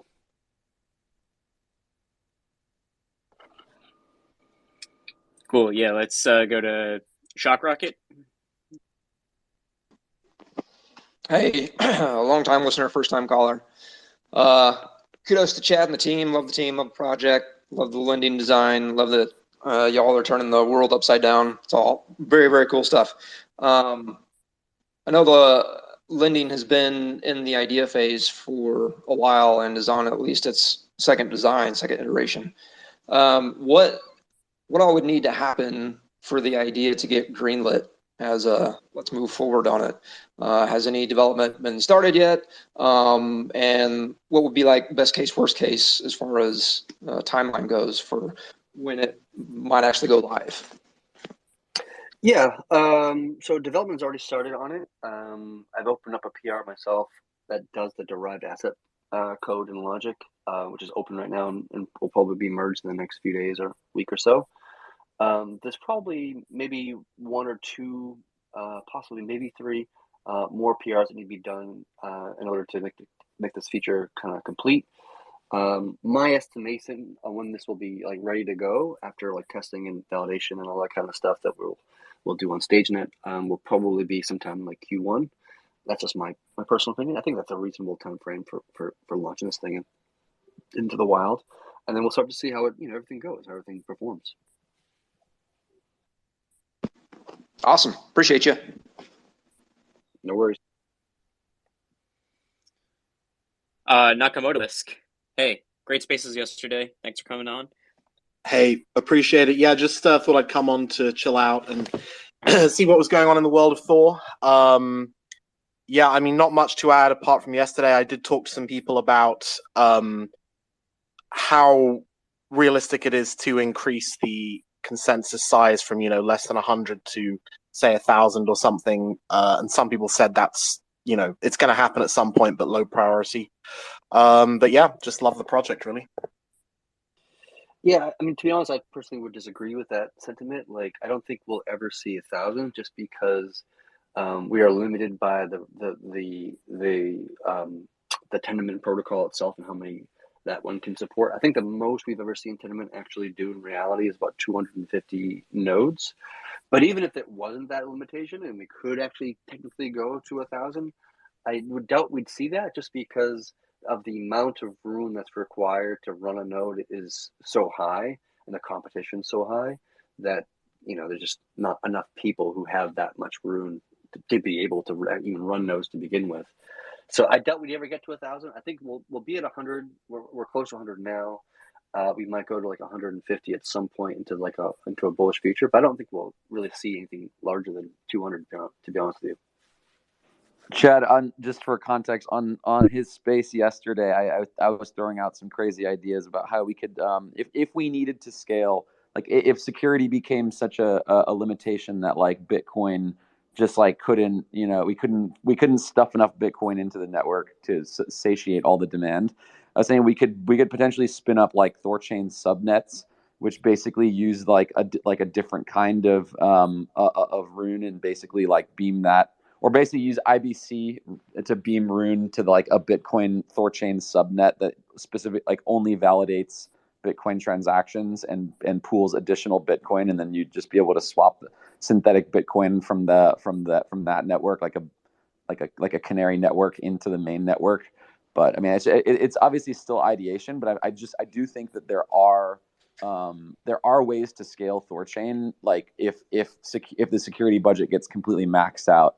Or if there's so much demand that we need like a different validation network just to handle all the throughput. Yeah, very early on in the development and design of THORChain, we actually had this conversation about like should there be a single network per chain and then network all these different networks together, and that was a design concept that was kind of examined. In the end, the reason why we didn't do that, other than just the overt complexity that comes with that, is that you're now having a different security model on a per chain basis. So maybe the Bitcoin chain's really secure because it's got 100 validators on it, and then the Litecoin one's not very secure. It's only got 7 validators on it, and then it becomes problematic in that sense. And so I think it makes more sense to me, at least in my personal stance, is just to maintain a single chain that everybody just contributes the same asset in there and grows it there. But if you wanted to get to 1,000 nodes, and then and you'd probably have to reduce the minimum supply of a node bond. Like, I don't think breaking it up into smaller mini chains and then using IBC to beam things across chains and such would be as effective to increase the bond personally. But maybe I'm wrong about where that. are we at with like vault nodes? Like, is there do we still see any potential future for them, or is that kind of idea kind of dead in the water? I mean, it's not dead in the water. I mean, we could totally go down that road. And so if anybody who listens doesn't know what a vault node is, like the idea there is that there's in scaling the network, there's problems with scaling it in the context of like being able to commit blocks. You can't have 1,000 Cosmos nodes. Like, this doesn't work. Tendermint doesn't allow such a thing. And so if you wanted to scale to like 10,000 people, maybe 100 of them are committing blocks, but 100 plus the other 10,000, whatever it is, are running a node that has the same infrastructure, but is not participating, committing blocks to the chain, to the THORChain block, but is committing like to security, and it's like holding Bitcoin or holding Ethereum and securing the assets and being a part of a TSS threshold vault and Asgard vault and stuff like that. That's still possible, and we can look into that. But I think one of the issues we have to be considerate of is that the security of the network is not about the total amount of rune in the bond. It's only, you can only count the bottom 2/3 of the bonds, right? So the top 1/3 highest bonding people are not contributing to the security of the network, and it's only the 2/3 bottom side. So if you had 10,000 nodes all contributing, like vault nodes, whatever, then what does that mean for the actual security of the network? You might actually reduce security, even though there's a higher quantity of rune in the bond. The total actual security of the network might even be less than what it is now. It's counterintuitive and as weird as that sounds, but that just means that if I wanted to control enough nodes to steal, how much rune would I actually have to own to do so? And in that scenario where there's like 10,000 nodes and they're almost all my vault nodes, and each one's got like 100 rune in them, or 10,000 rune, something relatively small, then you might get into a problem where it's easy to control a large quantity of validators, a large quantity of Asgard signing memberships, and then you might get to a point where any particular Asgard really can't hold that much assets and still be secure, and then that becomes like a problem of like, well, if you can't hold that much assets, then it's not really offering much security now, is it? And so that becomes part of the argument or the debate about vault nodes. It's kind of complicated and counterintuitive, I know. I'm sorry if I didn't explain it particularly well there.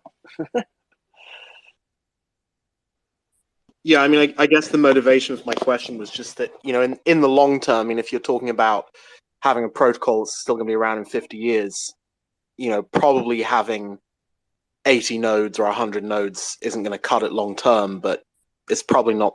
Well, why do you say that? Why is 80 or 100 nodes not going to cut it in your view? Well, I mean, I don't know that much about the history of blockchain, but I am aware that there were issues with some of the DPoS networks like EOS, where you did actually see collusion eventually happen, because there were a certain number of nodes and it was like some number of dozen, and they eventually started colluding with each other and doing bad things. EOS had like, I think it was an 8 of 11 or something like this, right? Okay, I mean that's an order of magnitude smaller, but I think. And all the people who were running nodes, everybody knew who they were, and they were all best friends and had like lunch on the weekends together. Like in THORChain's case, all the validators are anonymous. At least the vast majority of them are anonymous, and I don't really know who the fuck they are, nor do I really want to know who the fuck they are. So my ability to collude with validators or whatever, or anybody's ability to collude with validators becomes extremely difficult because there's no way to communicate or connect. There's a process called make relay that allows them to communicate with each other, but that's only done through public forums that everybody can read that conversation. So there's no private DMs happening between validators, or at least really not enough of them to be able to collude and do anything malicious. Not to mention that the economics, support the idea that they're not going to do it collude, because they would lose a lot of money if they would. Yeah, I mean, I guess it's more of a, in practice, this is probably not going to happen. But if you're an uninterested third party looking at it and you see, well, there are really only 80 of these operations and that's it forever, then maybe in the future things will happen that can't happen now. Anyway, I mean, it's just a thought. I'm a bit of a newbie, so it is what it is. Yeah, I'm personally okay with having 100 validators. Like, obviously more is better. I would like to see you guys to 150 or larger. But to me, like, the difference between having 100 validators and 150 validators, like, in terms of decentralization, it's like, like, how much is that really going to shift reality about, like, how decentralized the network is? Probably not that much, to be honest. About 30%. Yeah, I mean, you could put an actual number on it, but like, if the government were to attack THORChain and it had 100 validators versus 150 validators, how much that really going to shift whatever transpires after that point? Probably not very much.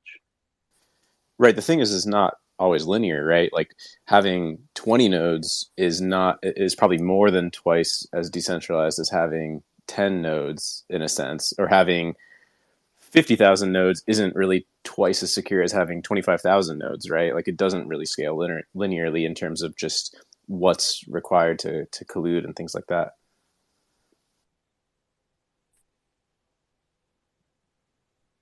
Yeah, I mean, we're kind of early in the life of blockchain. I suspect there are still things that can go wrong that haven't gone wrong yet, but yeah. Oh, of course. But also, at the same point, like, every Cosmos chain is, like, even within the Cosmos world, like, we are actually one of the most decentralized chains within the Cosmos space, like, in terms of distribution across providers and across the world, and quantity of providers. Like, we are one of, like, our Nakamoto score is actually, I think, higher than the vast majority of Cosmos chains in general. But, like, if having 100 validators is like a problem for some reason or whatever, that just means that, like, the entire proof of stake network concept, whether that be Cosmos or even, like, Ethereum, is in a bad state, whatever that state that is. Well, I thought Ethereum has basically stalled their proof of stake for years because Vitalik was so keen to be able to have hundreds of thousands of people. That's we all know that's not really reality. Like, it's well and good to have the hope, but he's nowhere remotely. I mean, there's really only like five validators really in Ethereum right now. The thing is, you have to look at like where the actual tokens are and like what the concentration of wealth on the network is. So there's a huge concentration of wealth on the Ethereum network. So even though there's 10,000 nodes that are running, that doesn't mean that there's 10,000 individual entities that have control over THORChain. In reality, there's only like 4 or 5, because there's these huge liquid staking protocols like Lido and Rocket Pool that allow you to send your ETH to them and they run a validator on your behalf. So those companies are actually running thousands of validators. And that means that there's still one entity, right? Rocket Pool is an entity, exists in a jurisdiction. They run their servers in a geographical location therefore they are bound by the laws of that geographical location. I'm guessing most of Lido and Rocket Pool's nodes run on AWS, right? So having 10,000 nodes, but 6,000 of them run on AWS is no different than having 6 nodes and four of them are running on AWS. You get what I'm saying? Right, like, if me and Pluto were the only people who were validators of THORChain, and we each had 50 nodes that we both ran, that wouldn't be very decentralized. Obviously, that would be just effectively just 2 validators, which would be a problem. So just looking at the number of validators in a network isn't actually a good heuristic of how decentralized is it. It's how many different entities, right? Like, at the end of the day, an entity could be an individual who's a very wealthy person who bought a node and just acts in their own interest. And they might even be like a chaos actor, right? They might be someone who like wants the network to not do well, right? And so they could buy up enough rune and like attack it, right?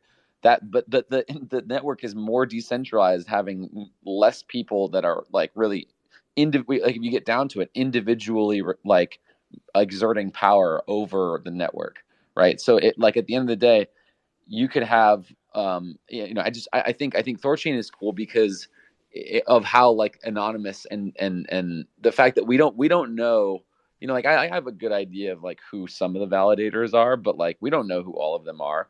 And it's just so interesting when in our governance process, we kind of have it set up so that we propose as devs, we propose a course of action, like a software update, like a tangible change. We do our best to figure out what the consequences of that change would be. But then we also have a way of having nodes voice their opinion on that. They can literally like sign a message from their validator. So it's still like anonymous, encrypted communication. We know that this node expressed this sentiment because they encrypt with their private key that message, and then they send it to our Discord. So basically, we have a way of communicating with nodes without them doxing themselves. And that communication is essentially us putting out these ADRs and putting out these technical design documents and then having them vote on it, or even in some cases having them, say, exist an entirely different alternative altogether, and then we will revise the ADR and then essentially start the vote with that new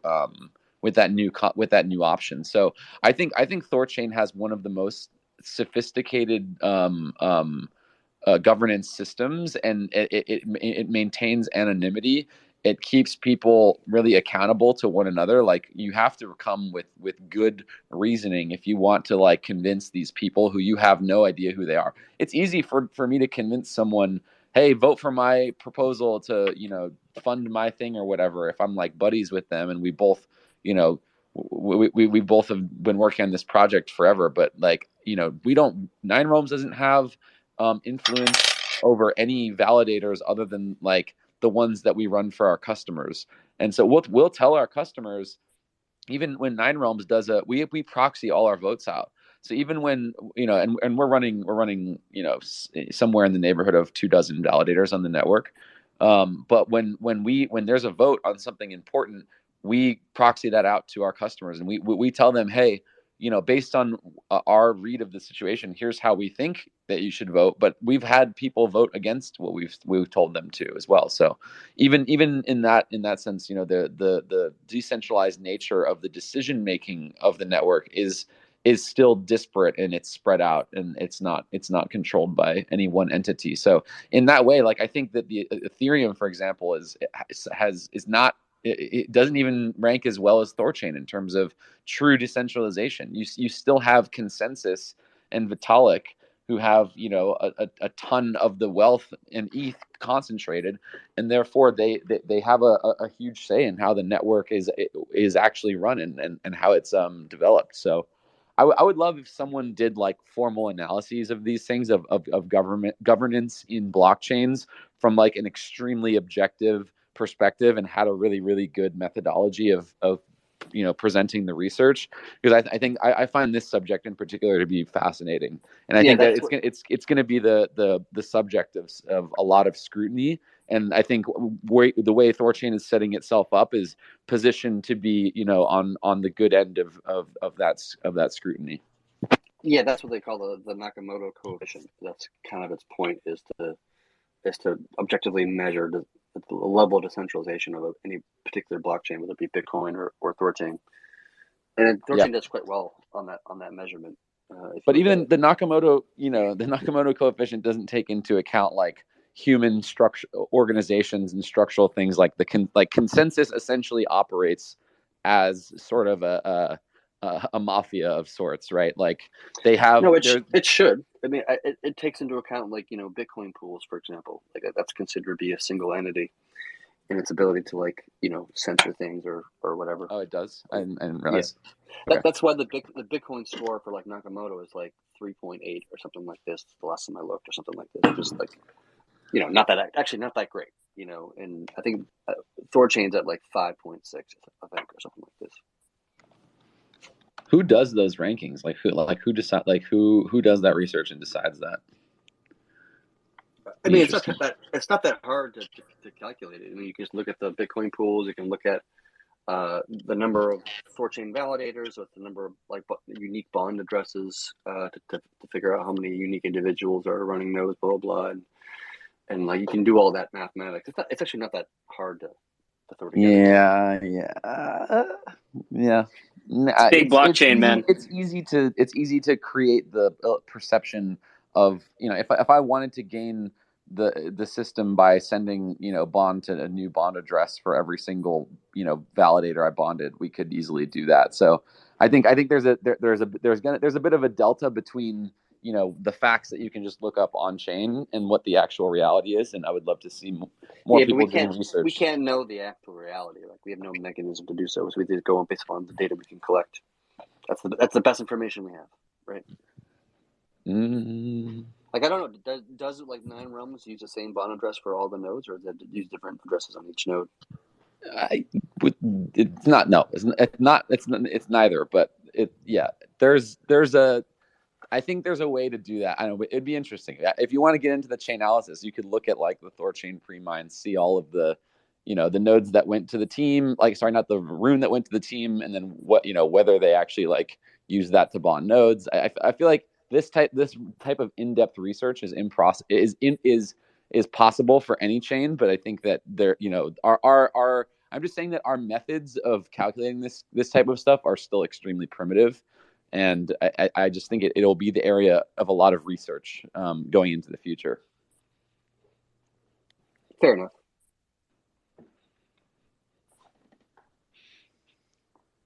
Yeah, cool. I just find it fascinating. What really controls blockchains at the end of the day. There's so much misunderstanding of between like the layman of like how decentralized is a network and the reality of it under the covers. Yeah, I mean, certainly Ethereum probably has some kind of, as you said earlier, a bit of a mafia going on with Vitalik and various people who got into the pre-mine and stuff like that. But I mean, at least they have. They could at least say, look, it's not perfect at the moment, but in the long term, we hope to really kind of distribute this coin to a lot of people, and there will eventually be 100,000 real, genuine individuals. Of course, Ethereum has liquid staking, which is a big problem for Ethereum because the game theory of that is the biggest staking derivative wins, and then it actually all just centralizes again. So I don't know if they've worked out a way to solve that. Yeah, I mean, it's the big elephant in the room. It's like Lido Finance, they're bound by U.S. laws, I believe. If that's correct, that means that if OFAC came to them and said, hey, you have to like start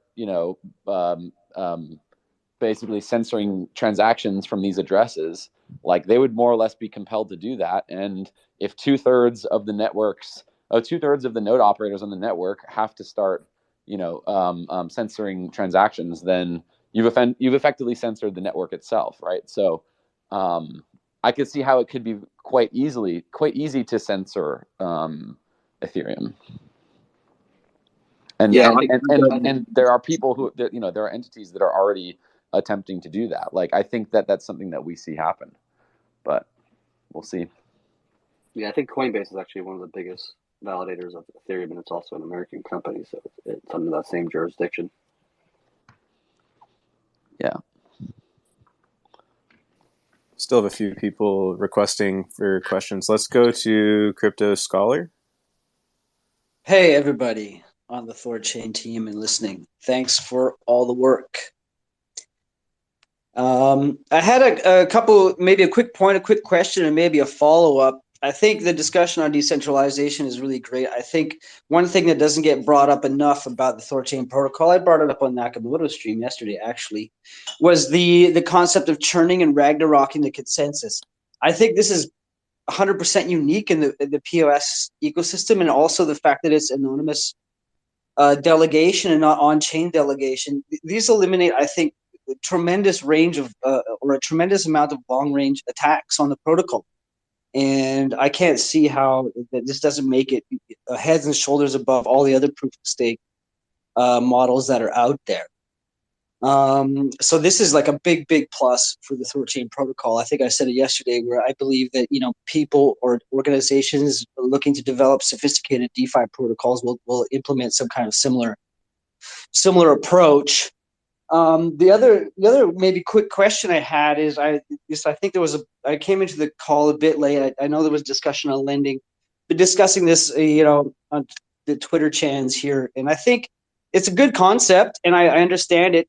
I think there's some, as you mentioned, I think just a few minutes ago, that communicating to the market is a big challenge, as you said, in the blockchain space, because there's such a gap of understanding between the people who are building the tech and the people who are going to end up consuming the tech. And I think there was some confusion I was having around whether or not, proper conventions, proper general accounting principles are being applied to some of the lending designs. I just wanted to ask if there's maybe a person that's operating as a type of CFO for the project, or whether there's an organization that's been engaged to do that, to basically oversee designs and provide an objective outside opinion as to the efficacy and sustainability of such designs like the lending protocol, and whether or not it's compliant with the general accounting principles and regulations, etc.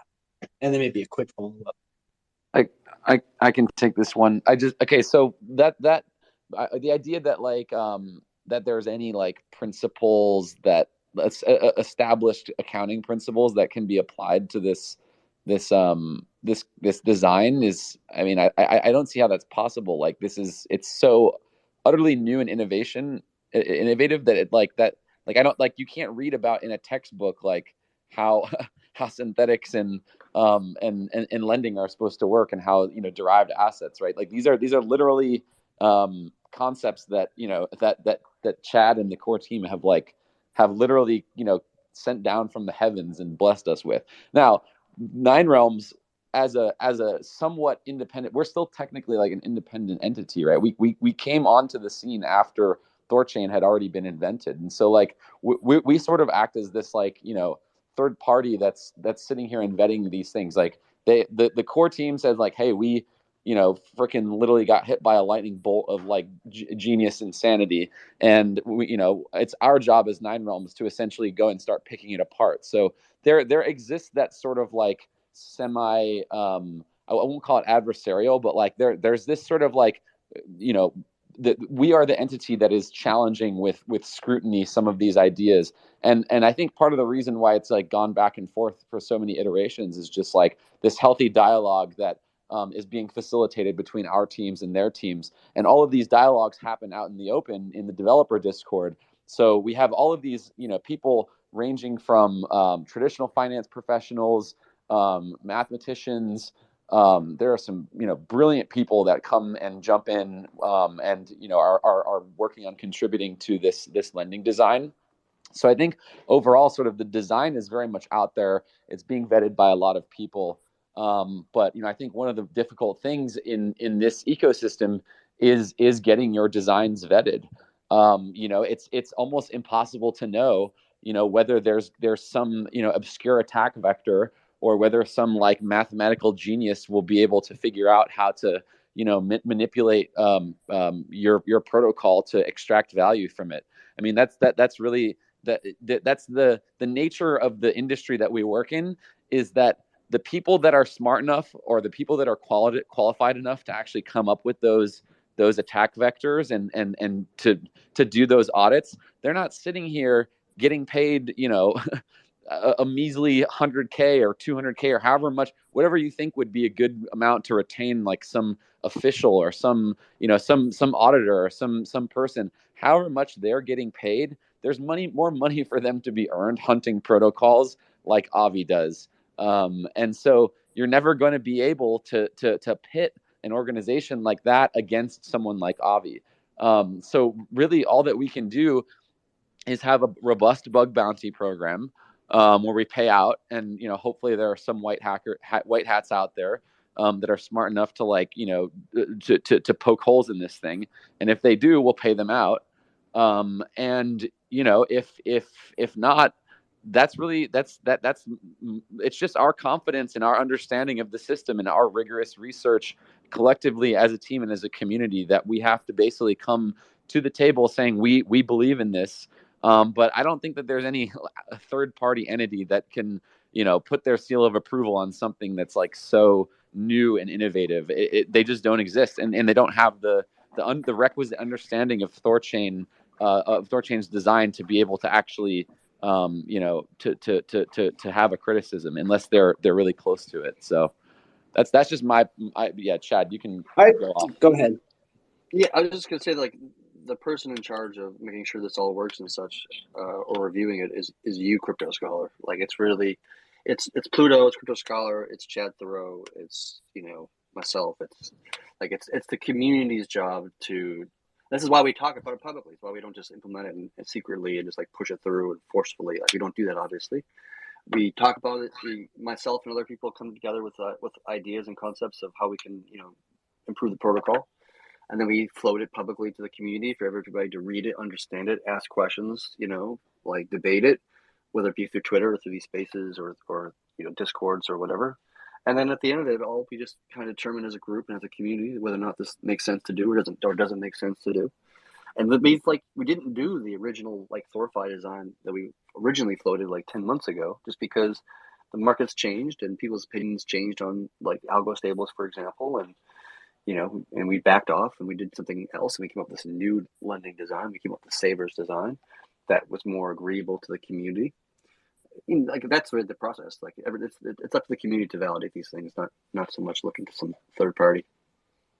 I don't disagree at all, and I think obviously the public discourse is important. I would push back on one concept, though, that this is beyond comprehension or learning, or is like, let's say, credit default swaps, insurance contracts, in all manner of complex derivatives have been developed by many different people over many different years. And I guess one way I would tie this in is that it goes in line with, let's say, the economic security audits as well as the technical security audits that I think really helped legitimize the THORChain project very early on. In addition to just a white paper, there were other sources of validation, and I think as an opportunity for business for the project and the product is that, let's say, and just for a weird, strange argument, let's say the community raises funds, we hire Price Waterhouse Coopers, some ancient TradFi institution that's never going to really understand it, but walking and probably really be skeptical, but walking them through it and getting them to understand it, I think, is an opportunity to create tremendous partnerships outside the realm of, let's say, the crypto bubble. And I just think that's an opportunity to get people who are highly skeptical to understand the protocol, and the biggest skeptics become the biggest evangelists. So that's just my concept around having some kind of, let's say, quote unquote formal stamp of approval, is because I think it helped the project early on, and I think in terms of business relationships and communications to the market, it could help very well. Yeah, I mean, I don't know. For me, like, I don't really care much about like the meat space. For me, I just care about like just thinking with first principles, not subscribing to an old world view of things, and then that being the starting position. I think I start from more of a first principles perspective of like what would be the perfect design that for lending, for example, and that's what we started lending from the get go, from like almost a year and a half ago, about like zero interest and zero liquidations and that kind of stuff, because that would be the most perfect thing that we can come up with, and how do we actually accomplish such a thing? I don't really care to like try to convince TradFi of this design or whatever. Just like, I'd rather just build it, launch it, let it prove itself, rather than get into these friggin' hours and hours long debates about what lead to nowhere. Like, I mean, I was a part of. We hired Gauntlet in the early days of THORChain to validate the AMM model and the slip-based design and all these things, and they were analyzing it and coming up with all these different graphs and like these simulations of blah blah blah. And that took so fucking long. And to be honest, like, we would do these meetings like once a week. We'd meet with them and they would show us like the progress and all these things. And like, we think this would be a problem because of this X, Y, and Z.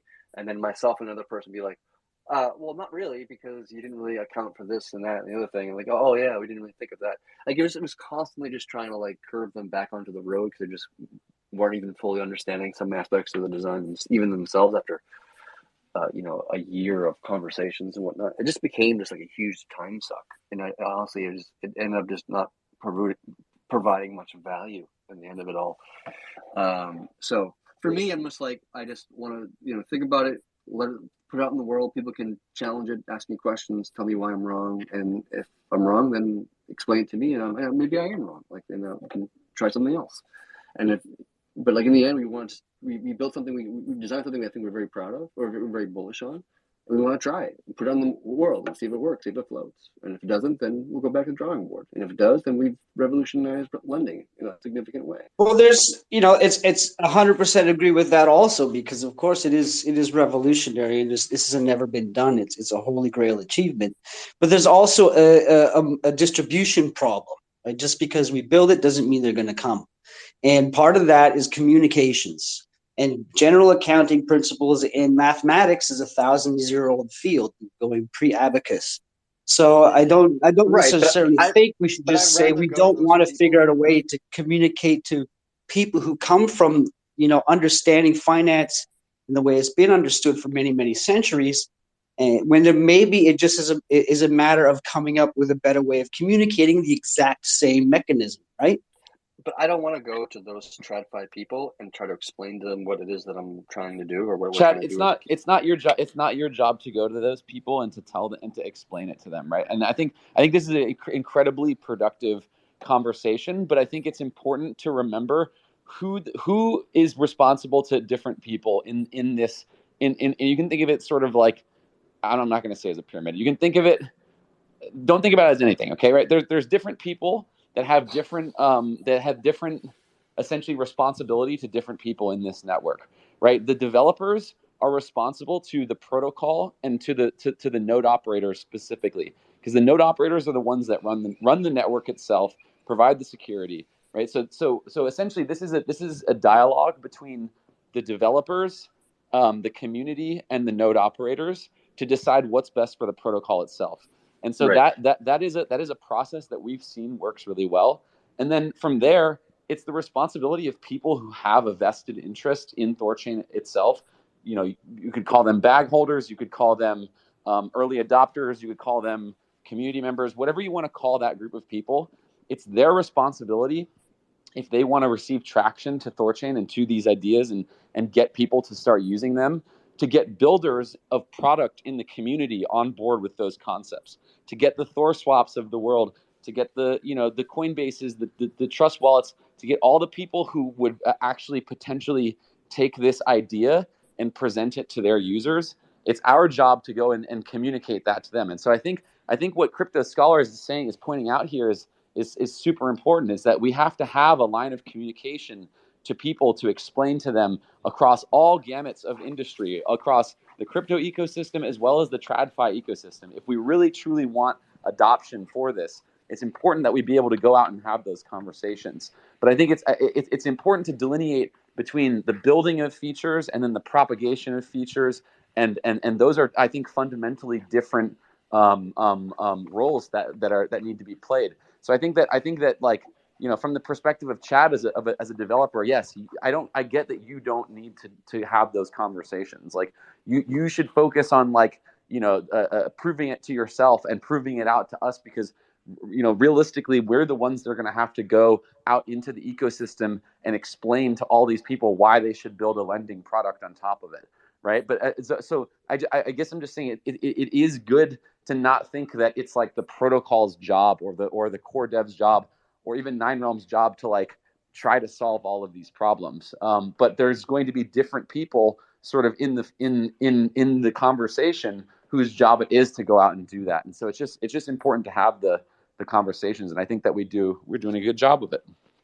Yeah, but one of the important things about DeFi, what makes it so successful, is it allows people to experiment and innovate without worrying about fucking crazy amounts of regulation and like, you know, red tape to cut through. And No, so I would never suggest that you listen to them. I would never suggest you listen to any TradFi people and what to develop. Let me just give you an example, right? I don't want to talk to those people, and I'm just going to build what I want to build and get the community to hopefully agree to You don't need launch to, it. yeah. And Brashad, you don't need to talk to them. And then later on, once the thing's actually launched, and you can have all this data, like you can't argue with the actual data. You can't argue with fucking reality. And if it's actually working, then it's actually working. Okay. Like, I'll make a quick comment because the conversation goes a little bit off the rails as to what I was trying to communicate. I want to give you just a little example. Okay, so I was one of the original Bitcoin meetup founders in North America for a group back in 2011. And one of the absolute most just tragically frustrating endeavors to do was to talk to people about Bitcoin in 2011, 2012, 2013. And one of the first things you have to explain to them is they're not really coins.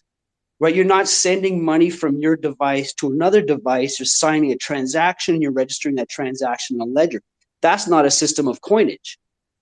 But if the original developers of Bitcoin had sat down and just figured out that it was just a simple convention challenge, I guarantee you I and many other advocates for Bitcoin like 10 years ago would have been able to get tremendous more traction for the concept just by alleviating that simple conventional misunderstanding that created a tragic barrier to adoption. And I think really sabotaged the original first gen protocols tremendously.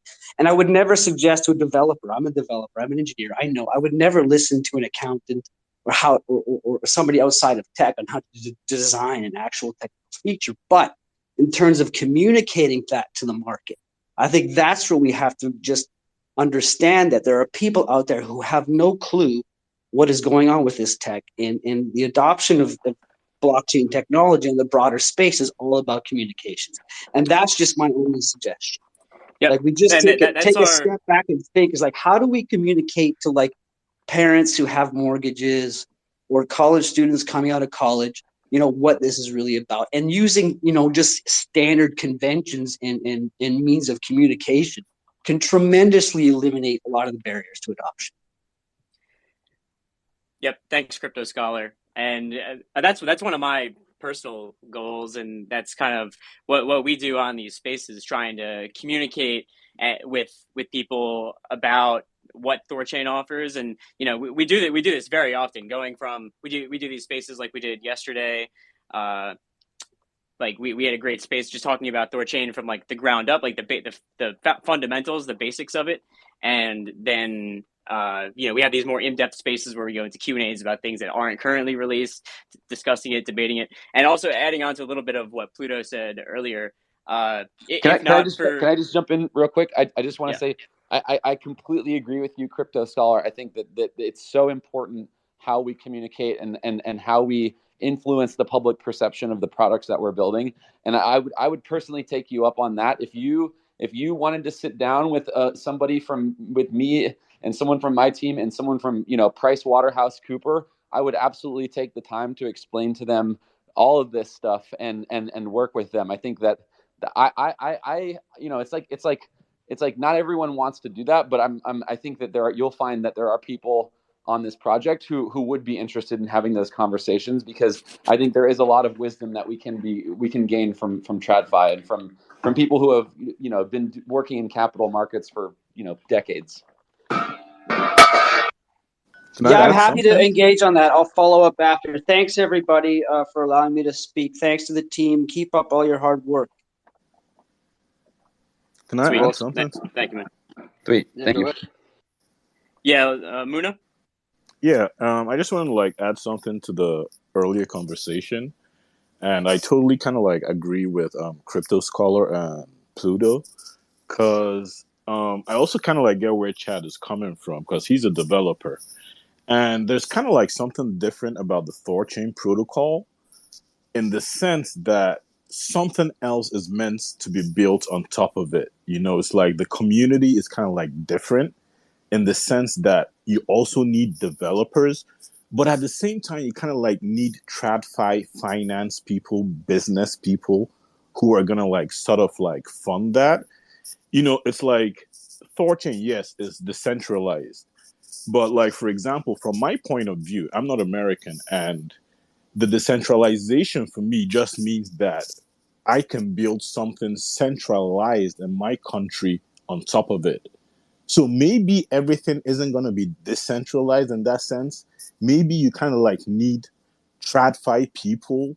And probably the best way to get TradFi people is to get them to like read something from PricewaterhouseCoopers or some other accounting firm. I don't know if you guys kind of like get what I mean. I just want to like to put that out there. Dude, I think you're totally right. I think that some of the biggest adoption of THORChain could be from centralized entities or from people that are building on top of it to create some obscure. They want to be able to swap from Ethereum or whatever to like their random whatever, like Kenya coin, to do like microloans to African farmers, right? Like someone's going to come up with something, and it doesn't have to be completely decentralized in order to be compatible with the ethos of cryptocurrency. And it can leverage decentralized protocols like THORChain to provide benefit to create human flourishing. But like, yeah, I think it's completely right. And I think that I think that the line just get blurred when it comes to like who's actually going to be the users that we need to communicate to and to convince to adopt this thing.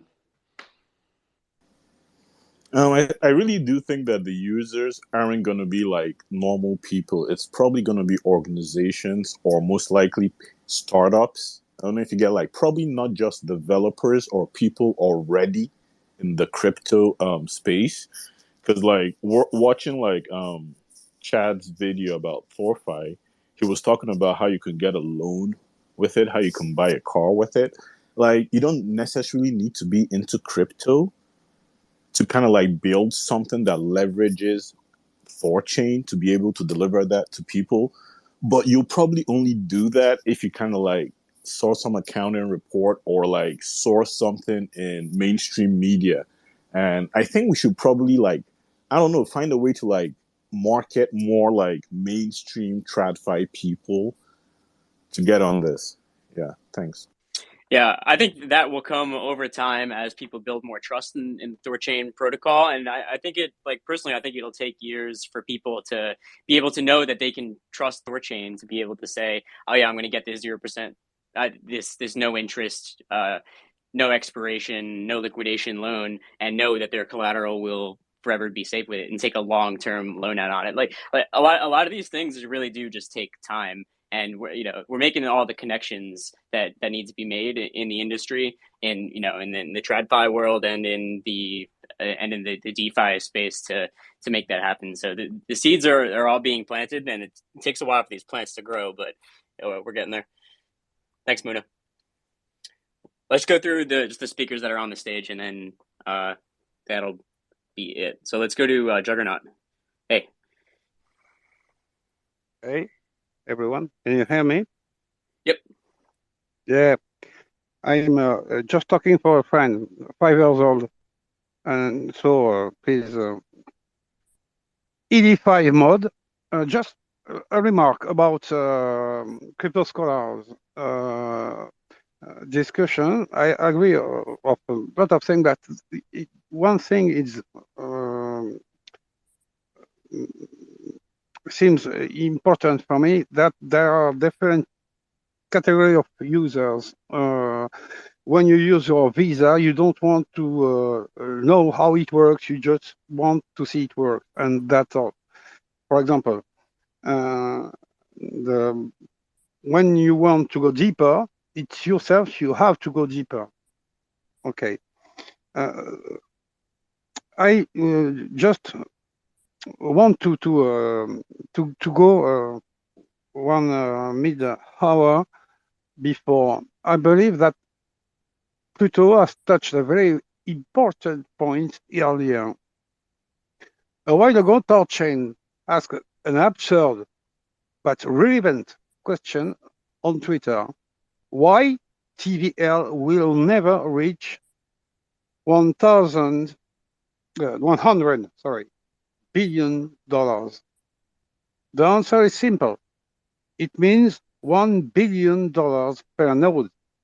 So the network entirely managed by billionaires, which is not an option. What I mean is that there is an extraordinary chance.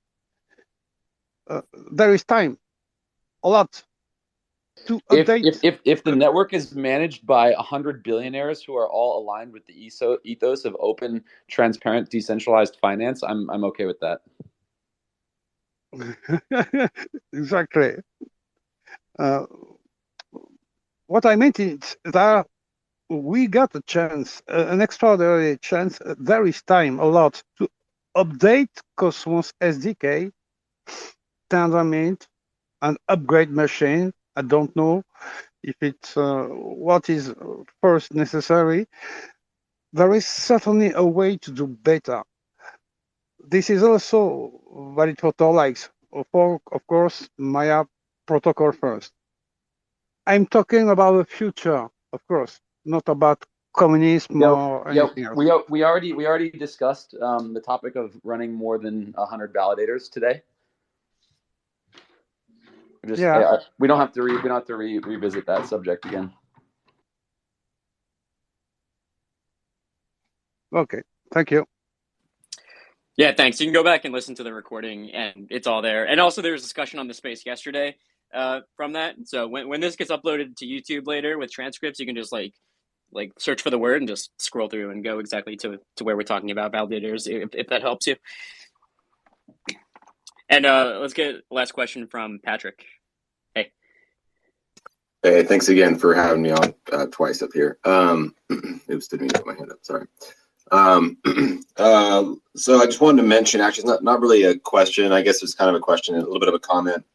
One of the things I've been thinking about is just how important Bitcoin as an asset is to the THORChain network. It's one of the things that actually attracted me to the design of the network, and in general, just seeing a DeFi product where there's so much liquidity in Bitcoin makes me feel, I have more trust in a platform but it's building around Bitcoin, and because I see Bitcoin as being money, it's really important that we get as much Bitcoin liquidity into THORChain, and so THORChain having that native Bitcoin liquidity is obviously set it apart from everybody else. I see this as a huge asset. So I guess I just wanted to mention earlier there was discussion about adding more chains. The only thing I would say is I think looking into adding Bitcoin side chains like Rootstock and Liquid, even though they don't have a tremendous amount of adoption yet, I think it's important because it exposes, adding chains like that means you bring in that Bitcoin liquidity anyways, and you bring in more sort of like Bitcoin ecosystem. And I just think that's going to be really important for the future, so to continue to bring, to build around the Bitcoin ecosystem as much as possible. So bring in RBTC, LBTC, and then if you bring in RBTC, that gives you access to sort of the other projects happening on Rootstock like Sovereign and Zero USD stablecoin. So anyway, just wanted to mention that. Appreciate you guys are doing, and also kind of curious on your thoughts around on that as well. If anyone has thoughts around Liquid or Rootstock BTC, or even like Lightning integration somehow. I was thinking about Lightning, but I couldn't figure out how to make that work. But just curious. Thanks. I mean, you can get Lightning to work. THORChain can interact with any layer 1 or layer 2 or whatever. That's definitely certainly possible. The problem I think with Sovereign and Rootstock and Lightning, all these things, that the total amount of value that they have is relatively small. And so even if we were to integrate with like Rootstock, for example, I think like last time I looked, they had like, I think it was like 1,000 or 2,000 Bitcoin total in the entire network, which is, about twice what THORChain was at the same time, and we're earlier and younger than they are. Like at some point, to me it's almost inevitable that THORChain will have more Bitcoin in THORChain than any other decentralized product, or even maybe out there, more so than Rootstock and Sovereign and like Lightning Network and all these things, Liquid Network, all these things. And so at that point, it's like, is it really valuable to connect with the Lightning Network when how much more Bitcoin can be added to the network? Well, maybe not that much. So then it just becomes like a root cause, a root analysis of like, what is the ROI here? How much more value can we get put into the network? if we integrate with like Light Network or Liquid Network or whatever. Well, that's true, and the only reason I bring that up is because if THORChain is that successful, then you guys could be incredibly important to the success of those side chains as well. Yeah, and maybe we'll do it. Like, I don't know, like that's up to the community to decide. I know, like Pluto was talking earlier about like he's a little bit defensive towards adding new chains or layer 1 or layer 2s in general. For the most part, that's true, and so like that just becomes like a community debate of like what are the things we want to interface with it. Is it rootstock? Is it sovereign? Is it like Atrium or whatever it's called? Like all these other things, like it just becomes a community debate. While the room price is relatively small, like right now, like there's actually been a big push in the validators to get off of AWS and DigitalOcean because it's just so expensive to run infrastructure there. And there's been a big push lately of a lot of nodes moving from cloud-based validators to becoming bare metal, because bare metal is just like tons and tons cheaper, and it becomes much more like economical for you to run a validator as bare metal than it is on AWS. So like while the room price is small, you're probably not going to see us adding a lot of chains because this can make it too expensive to be an operator. You just won't be operating in profit. But maybe in 5 years or something like this, when the room price is considerably higher than it is now, then we can talk about adding arbitrary chains like Light Network and that kind of stuff. That's up for a future community to discuss and debate and make a determination on. Thank you. Yeah, I think it'd be super cool to see that. I know you're thinking about that a lot, Pluto, too, with Lightning Network. Like I think the further and more entrenched we can be into the whole Bitcoin space, just the better that is for THORChain. Yeah, because right now, like how many Bitcoiners are out there talking about? I mean, not that there's zero, because there certainly are a good number of Bitcoiners that know and probably use THORChain and are probably pooling on THORChain and making swaps there. But it just takes that broader community adoption to be part of the whole Bitcoin ecosystem, and Lightning somehow is like a core like pillar of that Bitcoin ecosystem, even though it's much more centralized and has its own problems and things. But I would love to see it on THORChain one day. Like maybe that's the play, that like Lightning won't offer much economic value to the THORChain network, but it would offer marketing value, and so by adding Light Network, we become more in the minds of Bitcoiners. And so maybe that's the play. Like, I don't know. That's part of the debate. Yeah, for sure. I mean, and so far the strategy we've taken with like adding new chains has largely just been like, what do we think is going to be successful? And so, although we try to look at things like, like we look at AVAX, and like the result of adding AVAX has been pretty underwhelming. And there's probably some reasons for that, but I think it's just because like we didn't really have enough like hype from within their community or like awareness. Like they didn't really do much to like even talk about kind of like what we were doing for them. And so like I guess they just didn't care about having access to native BTC or the entire Cosmos ecosystem. Whatever the case, like there's going to be certain times when adding a new chain is not just like a purely economical decision, when it could be that just like our strategies our communities are really well aligned with them, and it just seems like a natural synergy, and they have access to a user base that that would bring a lot of new users to the ecosystem. I think we also need to start thinking but more like scientifically about like how we like if we're going to remove chains, for example. I think there's some chains right now that aren't even like their fees that they're not even like breaking even on the amount of fees attributable to the pool that is received by node operators does not equal the amount of expenditure that they run to run the chains every month in the cloud. And so like there's some chains that are just like straight up losing money for everyone. It's losing money for the network because we're paying block rewards into the pools, and that's drawing down the reserve faster that could be used to juice rewards on other pools, and the infrastructure to run those isn't even worth like the fees that are resulting from them. So I think we just need to get a little bit smarter about deciding what chains to add to the network. Yeah, that's actually a problem that's been over the years, right? Altcoin exchanges, they add tokens and eventually they have to delist them, if you've been here long enough, you've seen a lot of altcoins pumped even to the top 10. And today, top 10 coins are not even listed on exchanges anymore that were top 10 7 or 8 years ago. And so, yeah, that's why I do see, that's why I guess anything that brings in more Bitcoin liquidity is exciting to me, because Bitcoin's always been the top dog, whether that's RBTC or Liquid BTC, or brings it through Lightning, it's always going to be around. So you add those things, they're never going away. Thanks. I do see, though, like things like AVAX, for example, that maybe we didn't see as much adoption as we would have liked to see. Like, I do see some like chains like that being kind of like loading the spring. And so, like, once THORChain kind of has its moment in the sun, and it's getting talked about a lot, and kind of like Terra did or Solana did, and like the last bull cycle, that it just, we have all these springs that are just loaded, that like once we kind of hit that kind of inflection point, and we kind of take off as a rocket in some sense, that like all those chains that are currently losing money on, as Pluto was saying, will become very profitable. Like even something like Lightning or Bitcoin Cash, like in that hypothetical scenario, would all of a sudden become profitable, right? So it's not so much that, like, it doesn't matter so much to me if we get the economic value like on day one, although obviously that's obviously much better. It is possible that those things break out like downstream once we're more popular as a network.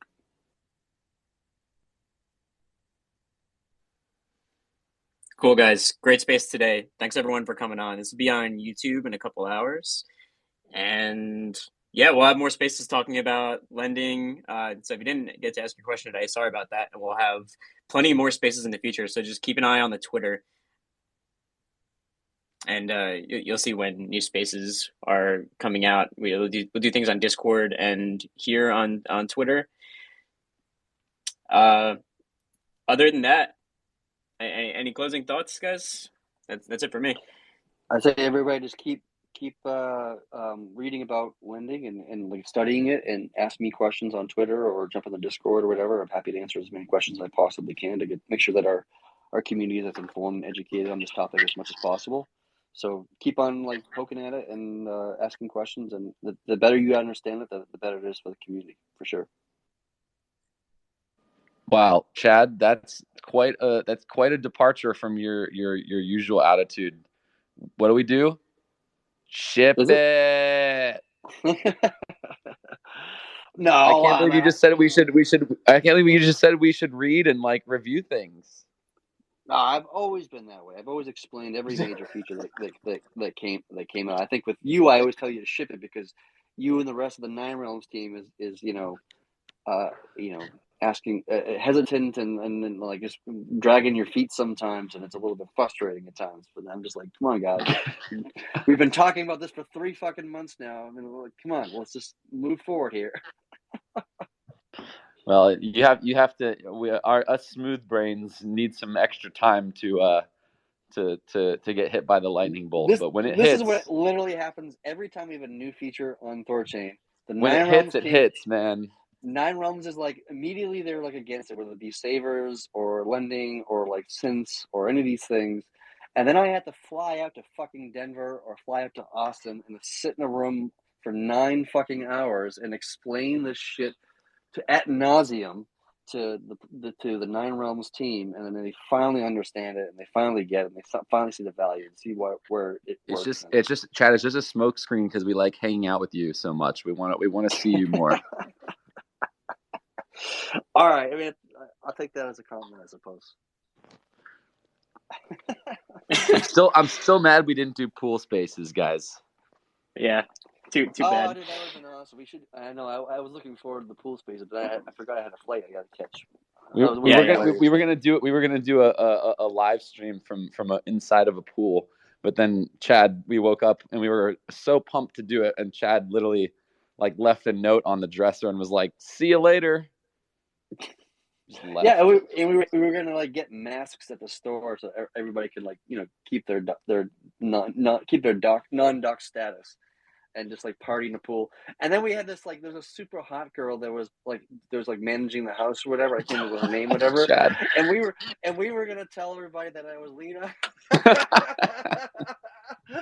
Yeah, dude. Like, who's the hot chick in the background? We're like, that's fucking Lena.